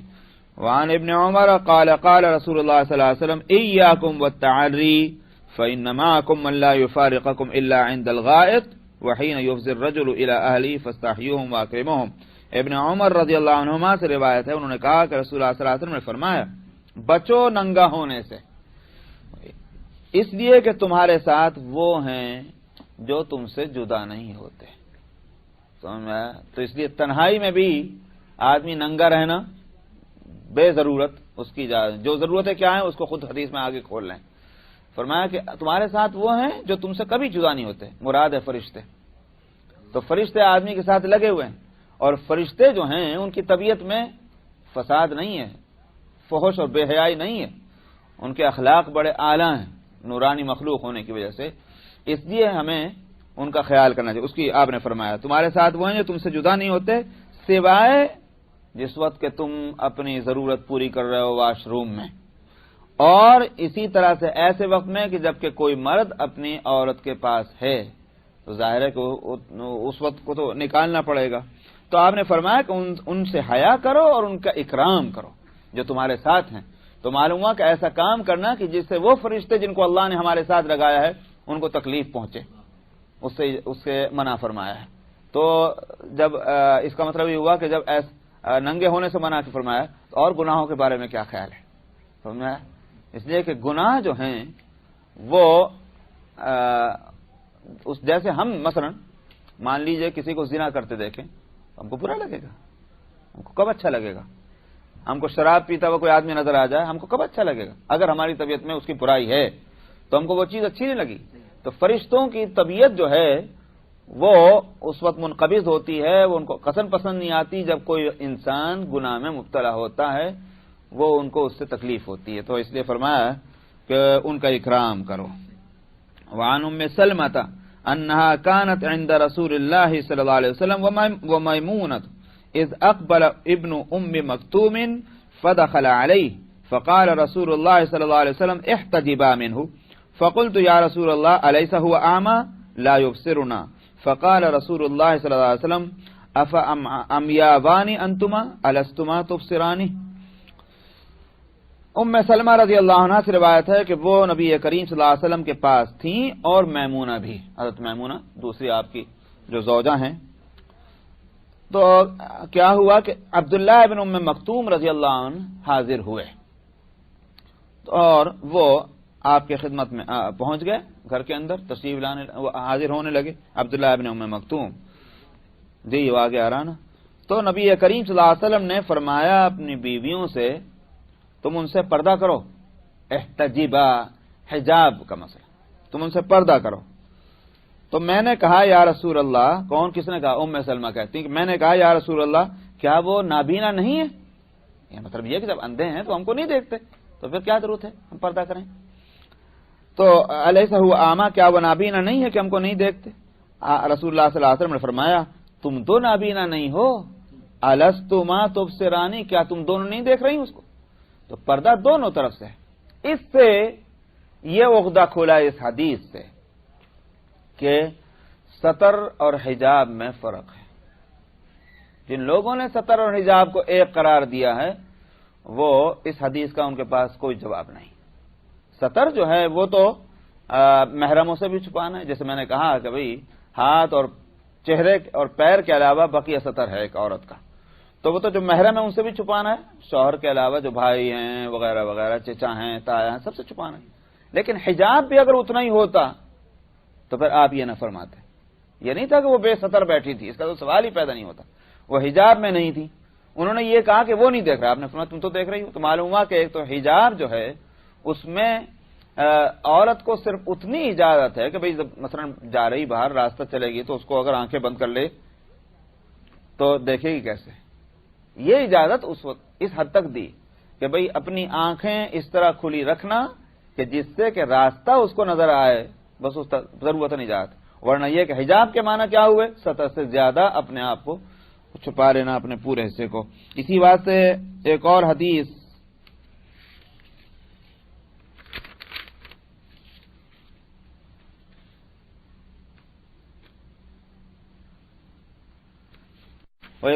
ہے عائشہ رضی اللہ عنہ کی، حجۃ الوداع میں کہیں ہے، ہو سکتا ہے وہاں گزر گئی ہو، خیال نہیں. اور وہ یہ کہ حضرت عائشہ رضی اللہ عنہ کی روایت ہے کہ حجۃ الوداع میں تھیں وہ ساتھ. تو یہ ہوا کہ ہم چل رہے تھے اور قافلہ صحابہ کا، تو جب پیچھے سے حضرات صحابہ آگے بڑھتے تھے تو ہم اپنی چادریں اپنے منہ سے آگے کر لیا کرتے تھے، چونکہ احرام میں منہ کو جو ہے وہ ڈھکنا نہیں ہے. لیکن اس کا یہ معنی نہیں کہ بے پردہ ہو جانا ہے. یہ ہوا کہ مرد جب پیچھے سے آگے بڑھتے تو ہم ان کی وجہ سے اپنی چادروں کو ہم اپنے چہروں سے آگے کر لیتے تھے. تو اس سے معلوم ہوا کہ ظاہر ہے کہ یہ نہیں کہا جائے گا وہ بے ستر تھی، ستر کھلا ہوا تھا. ستر کھلا ہوا نہیں تھا، چہرہ کھلا ہوا تھا، لیکن چہرے کے سامنے بھی چادر کا کر لینا یہ معلوم ہوا کہ یہ ہے حجاب.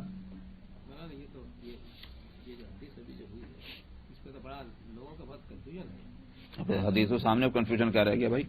بحث جو ہوتی ہے یہاں پردے اور حجاب کے متعلق یہی ہوتی ہے.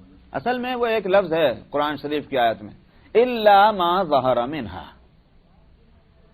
الا ما ظہر، جو سوائے اس حصے کے جو کہ ظاہر ہو جائے. اس میں ایک قول ابن عباس رضی اللہ عنہما کا ملتا ہے، الا ما ظہر منہا کے مطلب کہ جو مگر وہ حصہ کہ جو کھل جائے، خود سے کھل جائے، یہ ظاہر ہو جائے. ابن عباس یہ قول ملتا ہے کہ اس سے مراد ہے ہاتھ اور چہرہ. اس کو سب لوگوں نے، جو لوگ جو ستر اور حجاب کو ایک کہتے ہیں، انہوں نے کہا کہ دیکھو یہ ایک روایت مل گئی ہے لہذا چہرہ اور ہاتھ جو ہے وہ اس میں داخل نہیں. کہتا ہوں کہ بھئی ایک ابن عباس کا قول ہے، یہ جو احادیث مرفوع ان کو کیا کہیں گے؟ خدا جانے کس زمانے کا قول ہوگا ابن عباس رضی اللہ عنہ کا. پردہ ایک دم تھوڑی آیا، سن 5 ہجری سے پردے کے احکام نازل ہوئے، اس سے پہلے پردے کے احکام نہیں تھے. اسی لیے خود آپ کے گھر میں صحابہ آتے جاتے تھے اس سے پہلے، کیونکہ پردے کا حکم تھا ہی نہیں. اب اگر اس وقت کی روایتوں کو لیا جائے تو ظاہر ہے کہ مسئلہ بڑا ٹیڑھا ہے. اس لیے یہ حدیث یہ تو نہیں ہوگا کہ پہلے پردے کا حکم تھا بعد میں پردے کا حکم منسوخ ہو گیا، اس کا کوئی قائل نہیں ہے، اس کا کوئی قائل نہیں. معلوم ہوا کہ پردے والی روایتیں جو ہیں ان کو بعد کی ماننی پڑیں گی، اور وہ واقعات یا وہ روایتیں جس سے یہ معلوم ہو رہا ہے کہ پردہ نہیں ہوا ایک دوسرے کے سامنے آئے، ان کو پہلے کا ماننا پڑے گا. اس لیے جب یہ حدیثیں موجود ہیں تو الا ما ظہر منہا کا ترجمہ کے مطلب جو لینا پڑے گا وہ ان حدیثوں کو سامنے رکھ کر لینا پڑے گا. اسی لیے جو فقہا دوسرے مفسرین بات کہتے ہیں کہ اس سے مراد یہ ہے کہ مثال کے طور پر ایک نے چادر میں اپنے آپ کو لپیٹ رکھا ہے، لیکن چلتے ہوئے ہوا سے چلنے سے کسی وجہ سے بھی ہاتھ باہر آ گیا، چہرہ کا کچھ اوپر سے کھل گیا کسی وجہ سے، تو یہ ہے الا ما ظہر. تو اس کا مطلب کیا ہوا اس صورت میں گناہ نہیں ہوا کیونکہ اختیار سے نہیں ہوا ہے. یہ ہے بات دوسرے حضرات کا کہنا. اس کو چھوڑ کر کے صرف ایک ابن عباس کے قول کو لیتے ہیں اور اس سے مسئلہ نکالتے ہیں. بہت اچھا جی.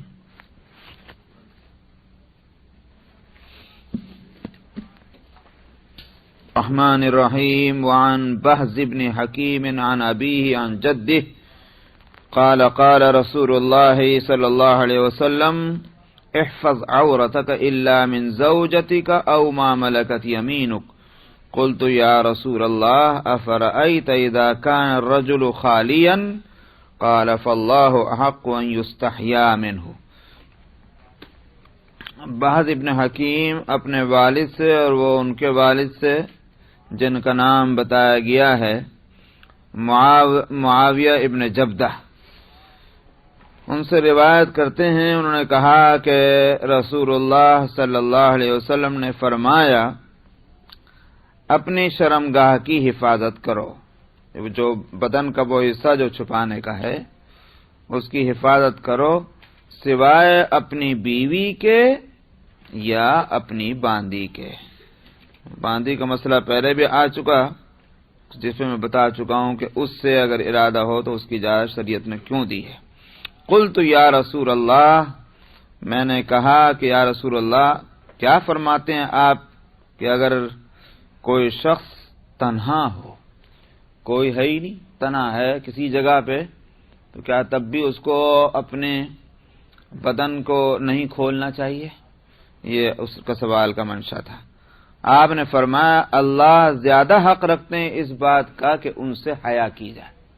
اللہ تو سب جگہ موجود ہیں، اس لیے بغیر ضرورت کے، جو ضرورت میں مثال کے طور پر قضاء حاجت واش روم میں جانے کی ضرورت ہے اس طرح کی، تو اس وقت کے علاوہ بے ضرورت تنہائی میں بھی ننگا نہیں ہونا چاہیے، کیونکہ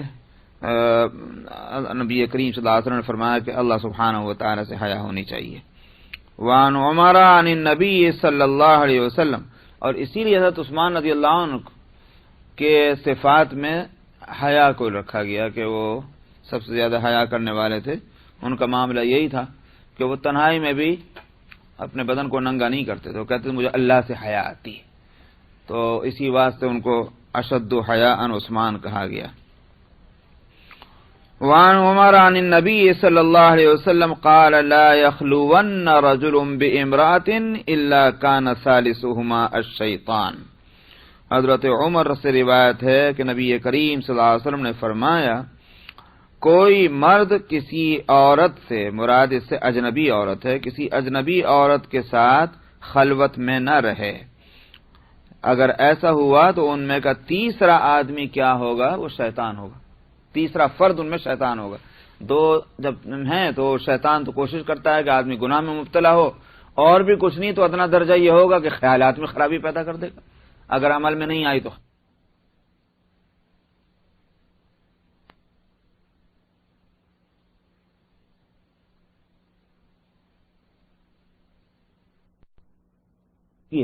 بے شک دل کیا مگر شیطان دل میں گھستا، تو اس کو موقع ہی کیوں دیا جائے کہ وہ شیطان آئے اور ہمارے دل میں خیالات جو ہیں وہ الٹے سیدھے پیدا کرے. وعن جابر عن النبی صلی اللہ علیہ وسلم قال لا تلجوا على المغیبات فإن الشیطان یجری من احدکم مجرى الدم. قلنا ومنك یا رسول اللہ قال ومنی ولكن اللہ اعاننی علیہ فاسلم. جابر رضی اللہ عنہ سے روایت ہے، وہ نبی کریم صلی اللہ علیہ وسلم سے نقل کرتے ہیں، آپ نے فرمایا تم مغیبات پہ مت داخل ہو. مغیبات مغیبتن کی جمع ہے، وہ عورت کہ جن کا شوہر موجود نہیں ہے، چلا گیا، وہ کہیں سفر میں گیا ہوا ہے، گھر میں موجود نہیں، مطلب یہ گھر میں موجود نہیں ہے تب وہ عورت مغیبہ ہے، یعنی وہ عورت کہ جس سے اس کا شوہر اس وقت غائب ہے، جس کے پاس. تو تم مغیبات پہ نہ داخل ہو، اس لیے کہ شیطان تم میں سے کسی کے بھی بدن میں اس طرح سے دوڑتا ہے جیسے کہ خون دوڑتا ہے. رگ و ریشے میں خون دوڑے، اللہ نے وہ طاقت شیطان کو دی کہ انسان کے بدن کے اندر اس طرح دوڑ لگائے جیسے خون دوڑ رہا ہے.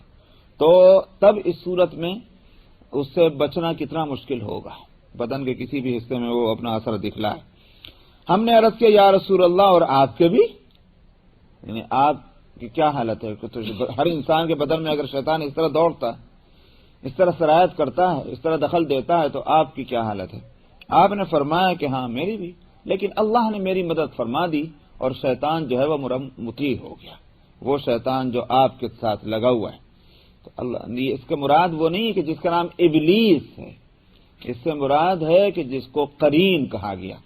اللہ نے ہر ایک کے ساتھ ایک لگا رکھا ہے، سمجھا؟ وہ شیطان کی ذریت تو ہر ایک کے ساتھ لگی ہوئی ہے، اور وہ بالکل انڈیویجولی یہ فلاں کے ساتھ، یہ فلاں کے ساتھ، یہ فلاں کے ساتھ، اس کو قرین کہا گیا۔ قرین اسی لیے کہتے ہیں کہ وہ ہر وقت لگا رہتا ہے، اس کو اتنی طاقت ملی ہوئی ہے کہ وہ بدن کے اندر اس طرح دوڑے جس طرح خون دوڑتا ہے۔ تو نبی کریم صلی اللہ علیہ وسلم کے ساتھ بھی قرین تھا، لیکن آپ نے فرمایا کہ اللہ نے مدد کی، وہ میرا مطیع فرما بردار ہو گیا۔ اسلمہ کا لفظ ہے، یہ تو مسلمان ہو گیا کہ یہ فرما بردار ہو گیا، دونوں بھی نبی کی فرما برداری بھی تو اسلامی ہے، اس واسطے تو مطیع ہو گیا۔ تو معلوم ہوا کہ ہر ایک کے ساتھ، لہذا یہ سمجھ لینا کہ نہیں یہ سب ہم اصل تو دل کی بات ہے، دل ہمارا قابو میں ہے، نبی سے پڑھ گئے، سمجھ میں نبی سے تو نہیں پڑھیں گے۔ تو اس واسطے شیطان کو پورا جو ہے، جب اللہ نے قدرت دی ہے تو ہمیں وہ موقع نہیں دینے چاہیے کہ جس میں شیطان آ کر کے دو میں سے کسی کے بھی ایک خیال، اچھا چلیے مان لیجئے میں کہوں صاحب میرا دل تو قابو میں ہے، دوسرے کا سمجھ میں اس کا دل بھی قابو ہی میں، اس لیے موقع ہی نہیں دینا چاہیے۔ وعن انس ان النبي صلى الله عليه وسلم اتى فاطمة بعبد قد وهبه لها وعلى فاطمة ثوب اذا قنعت به رأسها لم يبلغ رجليها واذا غطت به رجليها لم يبلغ رأسها فلما رأى رسول الله صلى الله عليه وسلم ما تلقى قال انه ليس عليك بأس انما هو ابوك وغلامك۔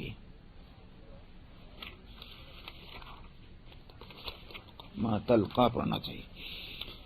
انس رضی اللہ عنہ سے روایت ہے کہ نبی کریم صلی اللہ علیہ وسلم حضرت فاطمہ کے پاس ایک غلام لے کر آئے جس کو کہ آپ نے حضرت فاطمہ کو دیا تھا، ہبہ کر دیا تھا، وہ غلام لے کر آئے۔ اب فاطمہ جو ہیں ان کی حالت یہ تھی کہ ان کے بدن پر ایک ایسا کپڑا تھا کہ اپنے سر کو اس سے ڈھانپیں تو پیروں کے جو ہے ٹخنوں سے اوپر کھلے، اور اگر اپنے ٹخنوں سے نیچے اس کو لٹکائیں تو سر کھلے، ایسا کپڑا تھا خالی۔ اب وہ سخت پریشان ہے، کیا کروں، اس لیے کہ سر کو بھی چھپانا ہے اور پیر ٹخنے سے اوپر کے جو حصہ ہے پنڈلیوں کا اس کا بھی کچھ حصہ چھپانا ہے جو بھی ہے، تو وہ سخت پریشان ہے۔ فلما رأى رسول اللہ صلی اللہ علیہ وسلم ما تلقى، نبی کریم صلی اللہ علیہ وسلم نے جب دیکھا کہ کس پریشانی مشقت میں پڑی ہوئی ہیں تو آپ نے فرمایا کوئی حرج نہیں ہے، تمہارا باپ اور تمہارا غلامی تو ہے۔ اس سے معلوم ہوا کہ باپ اور غلام جو ہے اس کے سامنے وہ حصہ جو کھولا جا سکتا ہے جس کے کھولنے کی اس وقت مجبوری ہے، یہ ہے مطلب، یہ مطلب نہیں صدر کھول سکتے، بلکہ یہ کہ جو وہ الا ما ظہر منہا جو قرآن شریف میں آیا ہے یہاں اس کے مطابق ہوگا کہ جو بدن کا حصہ خود کھل ہی جائے، تو تب اس صورت میں مجبوری۔ اسی لیے گھر میں جہاں باپ ہیں، چچا ہیں، بیٹے ہیں، اگر بالغ ہیں، وہاں اگر سر کھل جائے عورت کا کوئی بات نہیں، مطلب یہ کہ چھپائے لیکن یہ کہ کھل جائے تو کوئی حرج نہیں، اس لیے کہ یہ الا ما ظہر میں آ جائے گا کہ اتنی شدت نہ ہو کہ صاحب بال بھی اس کا کہیں نہیں کھل جائے تو معلوم ہوا کہ صاحب وہ سب گنہگار ہو جائے، کیونکہ اس سے بچنا مشکل ہے۔ ہاں جن حصوں کو اپنے اختیار سے بسہولت چھپایا جا سکتا ہے ان کو کھولنا وہ غلط ہوگا۔ الفصل الثالث عن ام سلمة ان النبي صلى الله عليه وسلم كان عندها وفي البيت مخنث فقال لعبد الله بن ابي امية اخي ام سلمة يا عبد الله ان فتح الله لكم غدا الطائف فإني أدلك على ابنة غيلان فإنها تقبل ب40 وتدبر ب8 فقال النبي صلى الله عليه وسلم لا يدخلن هؤلاء عليكم۔ جی اندہا ہے نہیں، ان نبی صلی اللہ علیہ وسلم کانا اندہا ہونا چاہیے. ترجمے میں کیا لکھا؟ ان کے پاس اندہا ہے. ہاں وہ غلط لکھا ہوا ہے. اندہا کا لفظ ہے نا، وہ غلطی ہو گئی. ام سلمہ رضی اللہ عنہا سے روایت ہے کہ نبی کریم صلی اللہ علیہ وسلم حضرت ام سلمہ کے پاس تھے اور گھر میں ایک مخنث تھا. مخنث جو ہے اس کو کہتے ہیں کہ جو نہ مرد نہ عورت، اور بلکہ عورتوں کا ڈھنگ اختیار کیے ہوئے ہو. اب اگر دو طرح سے ہیں، آگے چونکہ حدیث آئے گی اس لیے پہلے بتا دوں، دو قسم کے ہوتے ہیں.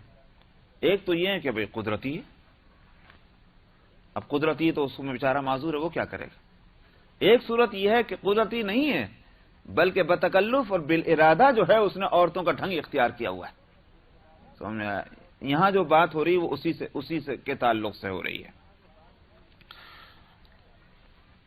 تو گھر میں ایک مخنث تھا، انگلش میں اس کو گیس کہتے ہیں نہیں.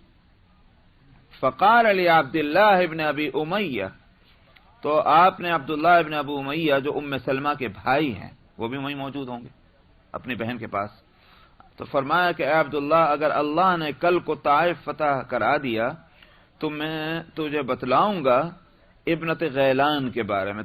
ابنت غیلان کو طائف میں رہی ہوگی اور یا ہوگا، جو بھی آپ بولیے، یہ وہی تھا مخنث. اس کا نام بتلایا گیا ہے بادیہ. تو فرمایا کہ میں تمہیں وہاں بتلاؤں گا. اس کی حالت یہ ہے کہ وہ آگے سے تو اس کے 4 ہیں اور پیچھے سے اس کے 8 ہیں. مطلب یہ ہے کہ اس کا اٹکنا مٹکنا اس طرف اشارہ تھا. یہ 4 اور 8 کا مطلب کیا تھا؟ حاصل اس کا یہ تھا کہ بدن میں یہ پیٹ پہ چربیاں آ جانے سے، فیٹ بڑھ جانے سے اس میں وہ پڑ جاتی ہے نا، کیا بولتے ہیں، بل پڑ جاتے ہیں. بدن اگر کیسا بھی ہو، لیکن آدمی اگر کپڑے ٹھیک سے پہنے تو پیٹ کے بل کہاں سے نظر آئیں گے؟ سمجھ میں آیا؟ ظاہر. اور یہ ڈھیلے ڈھالے کپڑے کون پہنے گا؟ جس میں شرم ہو. بتانا یہ ہے کہ اس کی بے شرمی کا عالم یہ ہے کہ وہ ایسے لباس پہنتا ہے وہ کہ آگے سے 4 اور پیچھے سے 8 نظر آتے ہیں. یعنی وہ جو اس کے بل ہیں وہ پورے یہاں سے بھی نظر آتے ہیں اور یہاں سے بھی نظر آتے ہیں. تو اس کا مطلب کیا ہوا کہ وہ اپنی نمائش کرتا ہے، بے حیائی جس کو کہتے ہیں. آپ اس سے سمجھ لیجئے کہ آج ہم لوگوں کے یہاں کیا حالت ہے. سمجھ میں آیا؟ وہ تو مخنث کا حال تھا. سمجھ میں آیا؟ آج ہم لوگوں کی حالت کیا ہے. ایسا لباس پہنیں گے کہ وہ لباس بدن کو چھپانے کے لیے نہیں بلکہ بدن کے جو عیب تھے ان کو چھپانے کے واسطے، بدن کے حسن کو چھپانے کے لیے نہیں، عیب کو چھپانے کے لیے، تو اور زیادہ خوشنما بنانے کے واسطے. تو غلط ہے. قرآن شریف میں جو لباس کی غرض بتلائی گئی ہے، یواری سوآتکم وریشا، اللہ نے لباس اتارا تاکہ تم اپنے بدن کو چھپاؤ، موسموں سے بچاؤ، موسموں کی شدت سے. یہ غرض تھی. وہ چھپا کہاں؟ وہ تو اور کھل گیا. تو اس لیے آپ نے اس کے لیے بہت ہی گویا کہ یہ ایسے الفاظ استعمال فرمائے کہ جس سے خود بخود سننے والے کو ایک اس کی برائی سامنے آ جائے. اس انداز میں کہ فرمایا سامنے سے 4 پیچھے سے 8. تو یہ اس کے لیے. اور آپ نے اس کے بعد فرمایا کہ یہ تمہارے یہاں ہرگز نہ داخل ہوا کرے. منع فرما دیا کہ یہ گیس جو ہیں یہ گھروں کے اندر نہ آیا کریں عورتوں کے پاس. تو اس سے پہلے وہ آ کے بیٹھ جایا کرتے ہوں گے کہ بھئی ٹھیک ہے عورتوں میں بھی ہے، تو وہ عورتوں کے اپنے کپڑے پہنے عورتوں کی طرح مٹکتے ہوئے عورتوں میں جا کے بیٹھ گئے. تو پہلے تو اجازت تھی، مگر نبی کریم صلی اللہ علیہ وسلم نے جب ایک مخنث کی گویا یوں کہیے کہ ہاتھوں کو نچانا اور آنکھوں کے اشارے اور مٹکنا جو دیکھا، فرمایا خطرناک ہے، ان کو عورتوں کے پاس نہیں آنا چاہیے. اس کو منع فرما دیا. تو لا يدخلن، نہ داخل ہوا کریں یہ تمہارے اوپر، تمہارے پاس. وعن المسور ابن مخرمہ قال حملت حجرا ثقيلا فبينا انا امشي سقط عني ثوبي فلم استطع اخذه فرآني رسول الله صلى الله عليه وسلم فقال لي خذ عليك ثوبك ولا تمشوا عراتا. مسور ابن مخرمہ سے روایت ہے، انہوں نے کہا کہ میں ایک بہت بھاری پتھر اٹھائے ہوئے تھا. اس دوران کہ میں چل رہا تھا، وہ بھاری پتھر لے جانے میں کیا ہوا کہ وہ کپڑا کھل گیا بدن سے، اور تو وہ کہنے لگا کہ میرے لیے مشکل ہو گیا کہ میں اس کپڑے کو سنبھالوں، تو اس طرح سے ننگے ہو گئے۔ نبی کریم صلی اللہ علیہ وسلم نے مجھے دیکھا، آپ نے فرمایا اپنا کپڑا سنبھالو اور ننگے نہ مت چلا کرو۔ اس سے معلوم ہوا کہ بدن کا ذرا ننگا ہونا کسی حالت میں بھی نبی کریم صلی اللہ علیہ وسلم کو پسند نہیں تھا۔ وعن عائشہ قالت ما نظرت او ما رأيت فرج رسول اللہ صلی اللہ علیہ وسلم قط۔ عائشہ کہتی ہیں کہ میں نے نبی کریم صلی اللہ علیہ وسلم کی شرمگاہ کو کبھی بھی نہیں دیکھا۔ تو اس کا مطلب کیا ہوا کہ دونوں طرف جو ہے وہ حیا اور شرم کہ شوہر اور بیوی بھی، اس کا مطلب یہ دیکھ لینا جائز تو ہے مگر پسندیدہ نہیں ہے۔ وعن ابی امامۃ عن النبی صلی اللہ علیہ وسلم قال ما من مسلم ينظر الى محاسن امرأة اول مرة ثم يغض بصره الا احدث الله عبادة يجد حلاوتها۔ ابو امامہ سے روایت ہے، وہ نبی کریم صلی اللہ علیہ وسلم سے نقل کرتے ہیں کہ آپ نے فرمایا کوئی مسلمان جب کسی عورت کی خوبصورتی کو دیکھے پہلی مرتبہ اور پھر وہ اپنی نظر کو پھیر لے، نیچی نظر کر لے، کیوں؟ اس لیے کہ تاکہ پہلی نظر تو پڑ گئی مگر دوسری نظر میں فتنہ ہے، تو اپنی نظر کو بجائے اس کے کہ لوٹا کر اس کی خوبصورتیوں پر نظر اچھی طرح سے گاڑ دے بلکہ اپنی نظروں کو نیچا کر لے۔ فرمایا اللہ اس کو ایک ایسی عبادت کی توفیق دے گا کہ جس کی حلاوت اس کو محسوس ہوگی، یعنی مطلب یہ ہے کہ عبادتوں میں اس کو مزہ آنے لگ جائے گا۔ اللہ سبحانہ و تعالیٰ اس کی اس حیا اور اس شرم کی پاسداری کرتے ہوئے اس کو دنیا میں یہ جزا دیں گے۔ آخرت میں تو ہے ہی جزا، مگر دنیا میں یہ جزا کہ عبادت کا مزہ آنے لگ جائے۔ واقع مومن کو اس سے زیادہ مزیدار اور کوئی چیز نہیں۔ وعن الحسن مرسلا قال بلغني ان رسول اللہ صلی اللہ علیہ وسلم قال لعن اللہ الناظر والمنظور الیہ۔ حسن سے روایت ہے مرسلن کا مطلب یہ ہے کہ بیچ میں صحابی کا نام نہیں ہے۔ انہوں نے کہا کہ مجھ تک یہ بات پہنچی ہے کہ رسول اللہ صلی اللہ علیہ وسلم نے فرمایا لعنت ہے اللہ کی دیکھنے والے پر بھی اور منظور الیہ، یعنی جس کو دیکھا جا رہا ہے۔ جس کو دیکھا جا رہا ہے کا مطلب کیا ہو؟ دیکھنے والے پر تو سمجھ میں آ گئی، دیکھنے والا جو ہے اس پر اللہ کی لعنت، لیکن جس کو دیکھا جا رہا اس پر بھی لعنت۔ کیوں؟ اس لیے کہ اس نے اپنے آپ کو اس طرح سے سامنے لا کر رکھا ہے، دیکھنے والے دیکھا کریں، اس لیے فرمایا المنظور الیہ، اس دونوں پہ لعنت۔ بس بھائی یہ تو چل نہیں رہا بھائی، وہاں سے نہیں ہوگا۔ صفحہ نمبر 697، 679، 679، اوکے، 601 کم 80، اور حدیث نمبر 2992،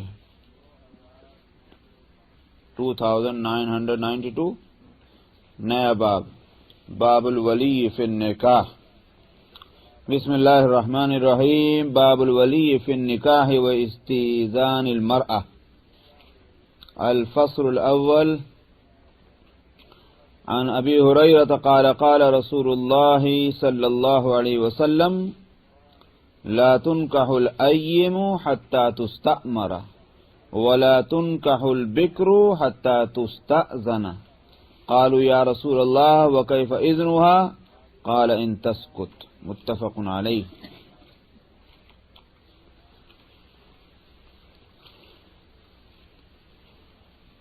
شریعت کے پیش نظر یہ بات ہے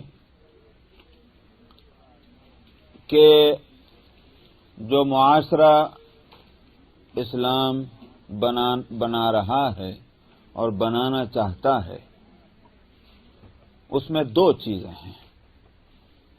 ایک تو یہ کہ شرم حیا ہے، خاص طور پر عورتوں میں زیادہ شرم و حیا کہ وہ کوئی بات اپنے دل کی کھل کر نہیں کہہ سکتے ہیں۔ ایک تو یہ۔ دوسری بات یہ کہ عورتیں شریعت کے حکم کی پابندی کرتے ہوئے وقرن فی بیوتکن، اپنے گھر میں ٹھہری رہو، تو وہ اپنے گھر میں رہ جائیں گی۔ جب اپنے گھر میں رہیں گی تو دنیا کی خبر نہیں، کون کیسا ہے، اچھا ہے کہ برا ہے، اس کی عادات اور اخلاق کیسی ہیں، نہیں پتا۔ مردوں کا معاملہ ان سے مختلف، مردوں کا تو کام باہر ہی جانے کا ہے، لوگوں کو دیکھنے کا ہے، سمجھنے کا ہے، اسی واسطے ان میں عورتوں کی بنسبت کم شرم ہوتی ہے۔ شرم تو بہت اچھی چیز ہے، ایمان کا جز ہے، لیکن کمپیئر کرتے ہوئے تب ان دونوں باتوں کو پیش نظر رکھتے ہوئے شریعت نے اس بات کو ضروری سمجھا کہ کنواری لڑکی جس کی پہل شادی ہو رہی ہے 9 عمری میں، ایک تو اس کو عام عورتوں سے زیادہ شرم ہوگی، دوسری بات یہ ہے کہ ابھی اس نے دنیا دیکھی نہیں، لوگوں کا تجربہ نہیں ہے، تو وہ اپنے تعلق سے فیصلہ کرنے میں غلطی کر جائے گی۔ اس لیے کیا رکھا ہے کہ ولی کا مسئلہ رکھا ہے کہ ولی کا ہونا ضروری ہے اس کے نکاح کا فیصلہ کرنے کے واسطے، مگر 2 چیزیں، کیونکہ ولی کو تو اس لیے جوڑا کہ ولی اس کا خیر خواہ ہے، اس کا ہمدرد ہے، اس کے معاملات کا ذمہ دار ہے، وہ اس کے فلاح اور بہبود اور بہتری کا خیال کر کے فیصلہ کرے گا، مگر اس کو بھی تو آنکھوں پہ پٹی باندھ کے نہیں جانا ہے۔ تو شریعت نے یہ رکھا ہے کہ اس کو بھی اس سے بھی پوچھنا ہے، لڑکی سے بھی پوچھنا ہے، اور فیصلہ جو ہے وہ ولی کو کرنا ہے۔ ولی اگر اعتراض کرے، ایک کنڈیشن ہے اس میں، تو اس اعتراض کو مانا جائے گا۔ کنڈیشن یہ ہے کہ جہاں شادی کی جا رہی ہے وہ برابری کے نہیں ہے، کچھ بھی فرق اونچ نیچ کا کسی بھی لحاظ سے، اس میں بعد میں بات کروں گا، لیکن فرق ہے۔ تو چونکہ شادی میں صرف ایک لڑکی اور ایک لڑکا نہیں جڑتا، بلکہ ایک فیملی دوسری فیملی سے جڑتی، اس لیے ولی جو ہے وہ اس بات کو دیکھے گا کہ ہماری فیملی جو ہے وہ ان کا جوڑ اس فیملی سے بیٹھتا کہ نہیں بیٹھتا۔ تو ولی کو اس صورت میں اعتراض کا حق دیا گیا ہے کہ اگر نہ برابری دیکھ رہا ہے اور اس بات سے وہ اعتراض کرتا ہے، کر سکتا ہے، اور اس کا اعتراض جو ہے وہ ایکسپٹ کیا جائے گا۔ تو یہ 2 چیزیں ہیں۔ اچھا، اگر وہ اصول ذہن میں رہے جو میں نے پہلے بتلایا تھا، شرم اور حیا والی بات، کہ کنواری میں زیادہ شرم ہوتی ہے اور ناتجربہ کاری ہوتی ہے بنسبت اس کے کہ جس کی شادی پہلے ہو چکی ہے، سمجھ میں؟ اسی واسطے یہ رکھا گیا کہ ولی کا معاملہ جو ہے وہ کنواری کے لیے زیادہ اہمیت رکھتا ہے بنسبت اس عورت کے کہ جو کنواری نہیں ہے، اس کی دوسری شادی ہونے جا رہی ہے، تیسری ہو رہی، چوتھی ہو رہی، جو بھی کہیے آپ اس بات کو ذہن میں رکھیں اور اب پڑھیں۔ میں نے جو ابھی آپ کے سامنے میں رکھا ہے یہ، اس میں میرا خیال یہ کہ پورے باب کے مسائل آ جائیں گے اگر اس تھوڑی سی تقریر کو ذہن میں رکھا جائے۔ باب ولی کے بارے میں، نکاح کے معاملات میں ولی کے سلسلے میں یہ باب ہے، اور عورت سے اجازت لینے کے سلسلے میں۔ پہلی فصل، ابو ہریرہ رضی اللہ عنہ سے روایت ہے، انہوں نے کہا رسول اللہ صلی اللہ علیہ وسلم نے فرمایا کہ جو کنواری نہیں ہے، اس کو الائم کا لفظ آیا ہے، اس سے اس کا نکاح جب تک نہیں کیا جائے گا جب تک کہ اس کی ہدایت نہ لے لی جائے۔ حتیٰ تستأمر کا مطلب یہ ہے وہ صراحتاً اس بات کو کہے میں نکاح کرنے کو تیار ہوں۔ کون؟ جو کنواری نہیں ہے، اس کی دوسری شادی ہو رہی ہے، تیسری ہو رہی، چوتھی ہو رہی، جو بھی ہے، وہ کنواری نہیں ہے، تو اس کو تو صراحتاً کہنا پڑے گا کہ میں اس شادی کے لیے تیار ہوں، یا میری شادی فلاں جگہ کر دی جائے۔ حتیٰ تستأمر، تو اس کی تو نکاح ہوئے گا نہیں جب تک اس سے نہ پوچھ لیا جائے۔ وَلَا تُنْكَحُ الْبِكْرُ حَتَّى تُسْتَأْذَنَ، اور کنواری کا نکاح نہیں ہوگا یہاں تک کہ اس سے اجازت نہ حاصل کر لی جائے۔ وہ خود نہیں کہے گی جا کر، اس سے جو ہے تو امر اور اذن میں فرق کیا ہے وہ آگے کھلا ہے، ایک ہے امر اور ایک ہے اذن، اجازت۔ تو ان دونوں کا فرق کیا ہے؟ صحابہ نے پوچھا یا رسول اللہ اس کا اذن، اس کی اجازت دینا کیسے ہوگا؟ کیا فرق ہے کنواری میں اور غیر کنواری میں جو آپ فرما رہے ہیں؟ یہ فرق معلوم ہونا چاہیے۔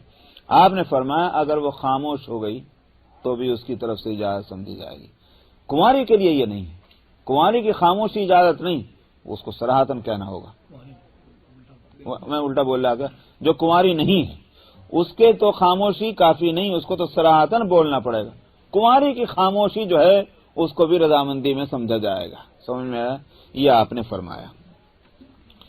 وعن ابن عباس ان النبي صلى الله عليه وسلم قال الأيم أحق بنفسها من وليها والبكر تستأذن في نفسها وإذنها صماتها. وفي رواية قال الثيب أحق بنفسها من وليها والبكر تستأمر وإذنها سكوتها. وفي رواية قال الثيب أحق بنفسها من وليها والبكر يستأذنها أبوها في نفسها وإذنها صماتها. ابن عباس رضی اللہ عنہما سے روایت ہے کہ نبی کریم صلی اللہ علیہ وسلم نے فرمایا کہ وہ عورت کے جو کنواری نہیں ہے وہ زیادہ حق رکھتی ہے اپنے جان کے معاملے میں اپنے ولی سے. وہاں ولی جو ہے اس کا فیصلہ مؤثر نہیں بلکہ خود اس عورت کا فیصلہ مؤثر ہوگا.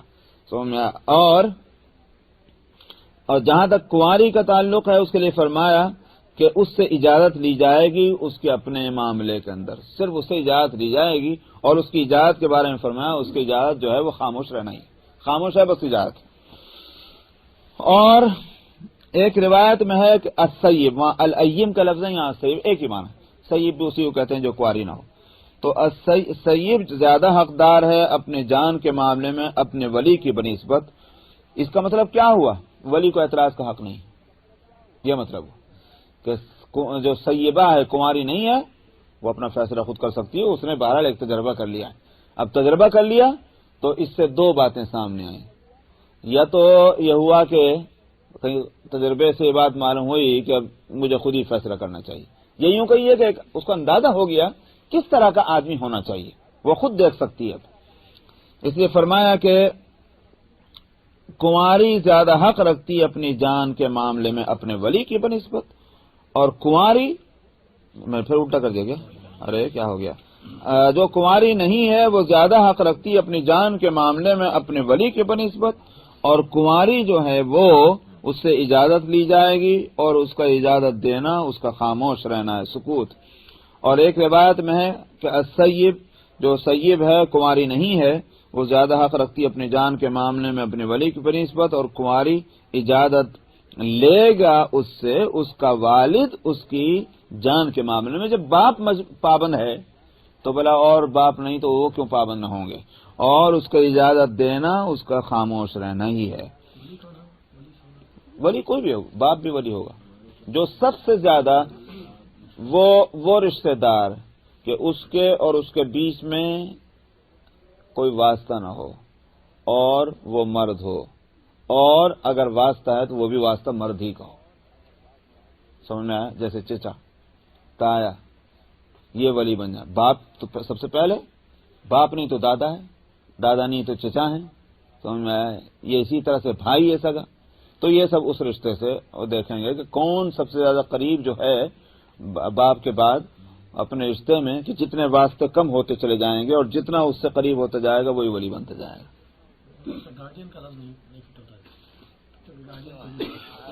ترجمہ تو گارجین ہی کا ہے، ترجمہ تو وہی ہے ولی کا، لیکن جو ہر ملک کے قوانین الگ الگ ہیں.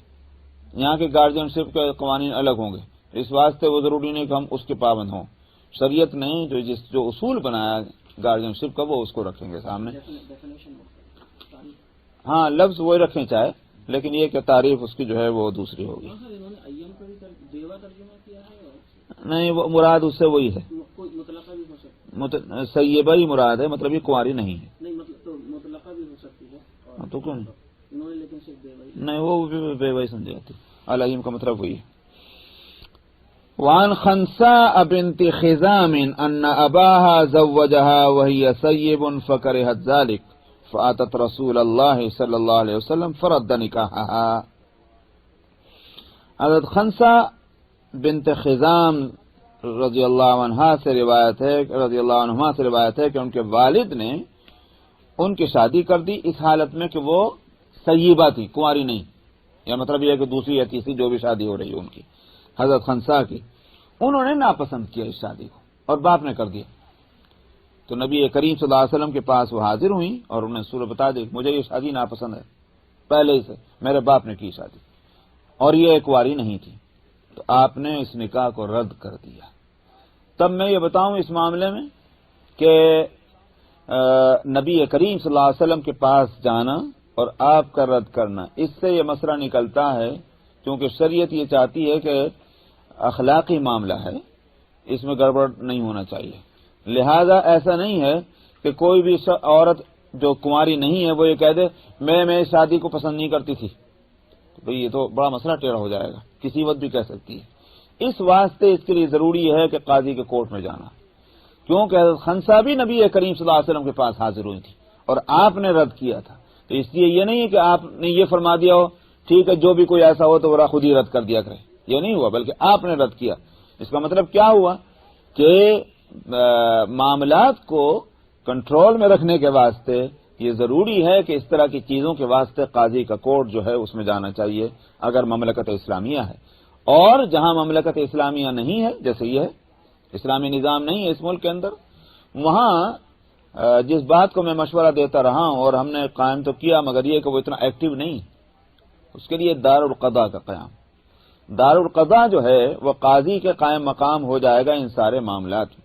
دار القضاء کا مطلب یہ ہے کہ اس میں ایک فرد نہیں ہوگا قاضی، بلکہ کم سے کم 3 افراد ہوں گے، اور اس میں یہ بھی ضروری ہے کہ کسی ایک ایسے عالم کہ جو فقہی معاملات سے مسائل سے اس طرح کے مسائل سے واقف ہو، اور اگر بالفرض وہاں عالم میسر نہ ہو تو کمیٹی بااثر مسلمانوں کی ضرور ہو، اور وہ فیصلہ جب تک نہ نافذ کریں جب تک کسی عالم سے کہیں بھی ہو دنیا میں اس سے مشورہ لے کر کے اس معاملے میں اور وہ فیصلہ دیں۔ لیکن دار القضاء کا قیام اسی لیے ضروری ہے کہ اس طرح کی جو چیزیں پیش آئیں معاشرے میں سوسائٹی میں ان کا فیصلہ کون کرے گا، اس لیے ضروری ہے اس کی۔ وعن عائشة أن النبي صلى الله عليه وسلم تزوجها وهي بنت 7 سنين وزفت إليه وهي بنت 9 سنين ولعبها معها ومات عنها وهي بنت 18۔ حضرت عائشہ رضی اللہ عنہا سے روایت ہے کہ نبی کریم صلی اللہ علیہ وسلم نے ان سے شادی کی اس حالت میں کہ وہ 7 سال کی تھی۔ معلوم ہوا کہ بالغ ہونا ضروری نہیں ہے شادی کرنے کے واسطے، شادی تو پہلے سے بھی ہو سکتی ہے، نکاح جس کو کہتے ہیں، تو انہوں نے کہا کہ نکاح کیا آپ سے اس حالت میں کہ وہ 7 سال کی تھی اور وہ رخصت ہو کر پہنچی آپ کے ہاں اس حالت میں کہ وہ 9 سال کی تھی۔ یہ بھی میں بتلا دوں کہ جو بھی اس کی مصلحتیں ہوں اس ملک میں یا اور بعض دوسرے ملکوں میں بلوغ کی بالغ ہونے کی ایک عمر مقرر کر دی گئی ہے، وہ اصل میں کہاں تو یہ گیا ہے کہ بالغ ہونے کی عمر ہے، لیکن اصل میں اس کے پیچھے ایک دوسری مصلحت ہے، وہ جو 18 سال مثلاً ہے، وہ اس کا مطلب ان کے قانون میں ہرگز یہ نہیں ہے کہ یہ اس سے پہلے بالغ نہیں ہو سکتی جس کو اصل بلوغ کہتے ہیں، بلکہ وہ سمجھتے ہیں کہ بھئی یہ عمر ایسی ہے کہ اس میں آنے کے بعد کوئی بھی شخص جو ہے وہ کم سے کم اچھے برے کی تمیز رکھتا ہے تو کوئی فیصلہ کر سکتا ہے بالغ ہونے کی حیثیت سے، اس کو بنیاد بنائے، ورنہ حقیقتاً بالغ ہونے کے واسطے تو اس سے پہلے کی 15 سال کی 13 سال کی 12 سال لڑکی ہیں تو بلکہ اور جلدی ہو جاتی ہیں لڑکوں کے بنسبت، لڑکے بھی 14-15 سال کے اندر ہو سکتے ہیں اور لڑکیاں اور اس سے پہلے ہو سکتی ہیں، اور یہ بھی ملکوں میں آب و ہوا کے فرق سے فرق ہو سکتا ہے، تو گرم ملکوں کے اندر زیادہ جلدی بلوغ ہو جاتا ہے بنسبت ٹھنڈے ملکوں کے، تو اس واسطے عائشہ رضی اللہ عنہا کے اس حدیث سے معلوم ہوتا ہے کہ وہ یا اس زمانے میں لڑکیاں 9-10 سال کی عمر میں بھی بالغ ہو جاتی ہوں گی، تو ان کی رخصت ہوئی اس حالت میں کہ وہ 9 سال کی تھی، اور بچی تو تھی چاہے 9 سال ہو جاؤ چاہے 7 سال، کہنے لگے ان کے کھیل سارے ان کے ساتھ تھے، جہیز میں تو جو ہے اور کیا جاتا، جہیز میں ان کے کھیل جا رہے تھے، تو کھیلنے کی چیزیں وَلُعَبُهَا مَعَهَا وَمَاتَ عَنْهَا، اور نبی کریم صلی اللہ علیہ وسلم کا جب وصال ہوا اس وقت ان کی عمر 18 سال تھی، 18 سال کی عمر میں بیوہ ہو گئی۔ اچھا، الفصل الثانی عن ابی موسیٰ، 12 بج رہا ہے بھائی، چلوں آج تو مانیٹر صاحب تو ہیں نہیں، اس لیے کون ان کے نائب؟ ہاں آپ بنتے روک دوں؟ اچھا ہے، اور جو کنواری نہ ہو وہ اپنا نکاح خود کر سکتی ہے، جس کی دوسری تیسری شادی ہو رہی ہو وہ خود کر سکتی ہے، وہ حنفیہ کی دلیل ہے۔ تو یہ ہے صورت۔ وعن عائشة ان رسول اللہ صلی اللہ علیہ وسلم قال ایما امرأة نکحت نفسها بغیر اذن ولیہ۔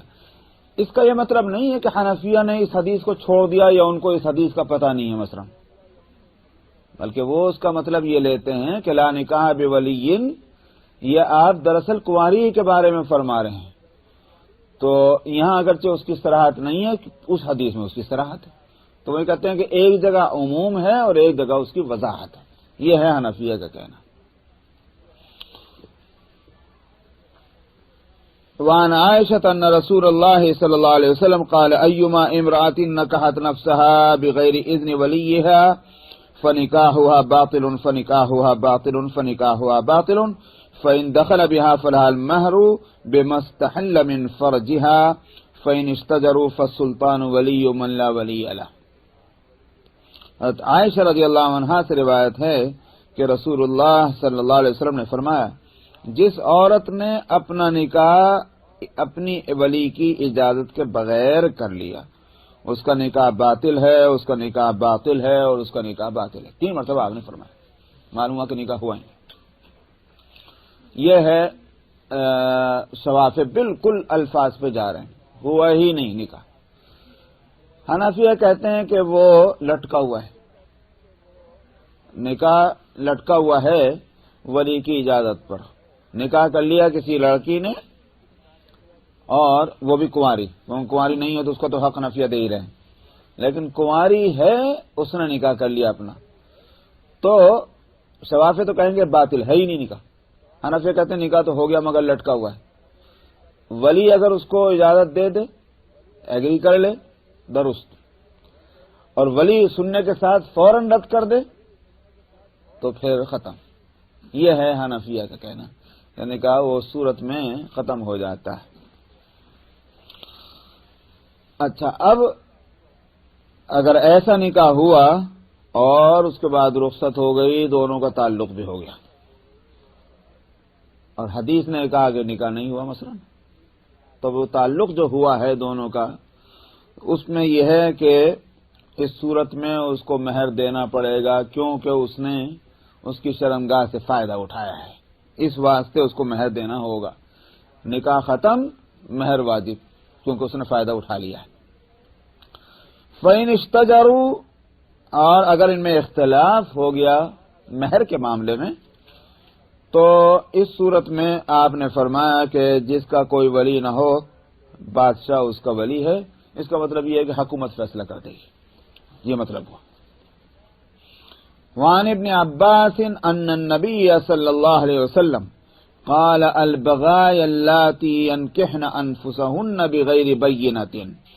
یہاں تک تو مسئلہ آیا ہے ولی کا۔ اس حدیث میں ایک اور مسئلہ ہے۔ ابن عباس رضی اللہ عنہما سے روایت ہے کہ نبی کریم صلی اللہ علیہ وسلم نے فرمایا، زنا کرنے والیاں ہیں وہ عورتیں کہ جو اپنا نکاح کر لیں بغیر گواہ کے۔ معلوم ہوا کہ وٹنس ہونا بھی ضروری ہے۔ تو ایک تو ولی کی اجازت چاہیے اگر کنواری ہے سب کے نزدیک، کنواری نہیں ہے دوسرا تیسرا نکاح ہے تو شوافع کے نزدیک تب بھی ضروری ہے، حنفیہ کے نزدیک ضروری نہیں ولی کی اجازت، مگر نکاح کے لیے بینہ یعنی وٹنس وہ ہونا ضروری ہے۔ یہی 2 چیزیں ہیں جو بہت اہم ہیں نکاح میں، ایک تو ولی کی اجازت کا مسئلہ اور ایک کیا نام ہے وٹنس کا ہونا، اور وہ تو بنیادی چیز ہے کہ 2 کا راضی ہونا، ورنہ دونوں ہی راضی نہیں اور ایجاب و قبول نہیں ہو رہا تو نکاح کہاں سے ہوگا۔ ایجاب اور قبول جو ہے وہ ہو وٹنس کے موجودگی میں۔ یہی دلیل ہے حنفیہ کی۔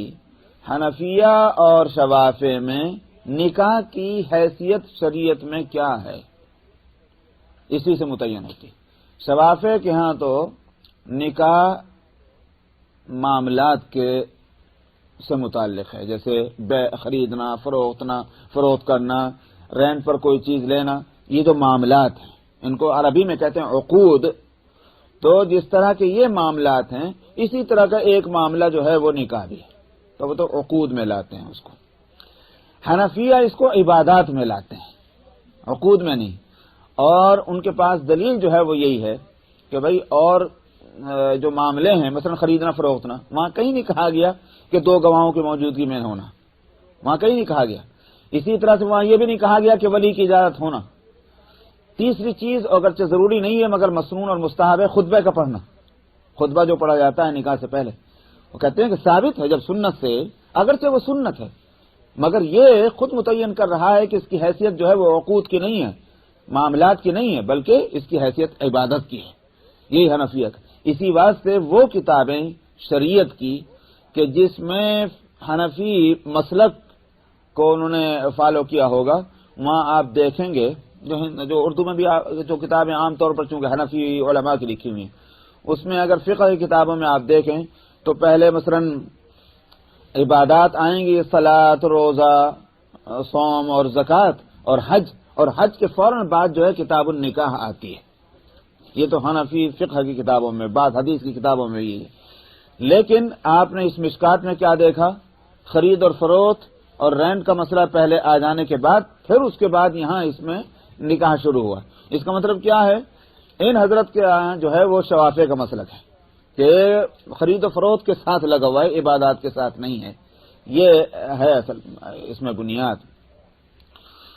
اسی واسطے تفریق کا مسئلہ جو ہے یہ بھی میں بتلا دوں، اسی لیے تفریق کا مطلب ہوا سپریشن کا فیصلہ ہمارے نزدیک اسی واسطے غیر مسلم جج کا فیصلہ معتبر نہیں ہے۔ کیوں؟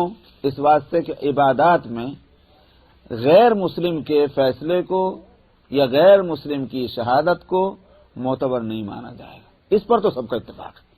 سوال تو یہ کہ وہ مسئلہ عبادات میں ہے کہ عقود میں؟ ہاں، معاملات میں ہو سکتا ہے، مثال کے طور پر پراپرٹی کا جھگڑا ہو جائے، روپیے کے لین دین کا جھگڑا ہو جائے تو آپ کسی بھی غیر مسلم سے آپ فیصلہ کرا سکتے ہیں، غیر مسلم کو وٹنس بھی بنا سکتے ہیں۔ سمجھ میں آیا؟ اس بات سے کہ وہاں مسلمان کہاں تلاش کرتے جائیں گے؟ تو اس لیے عقود میں تو ہم لوگ اسی واسطے جو ہے دنیا کے میجارٹی علماء کی وہ اسی طرف گئی ہے کہ سپریشن کا فیصلہ غیر مسلم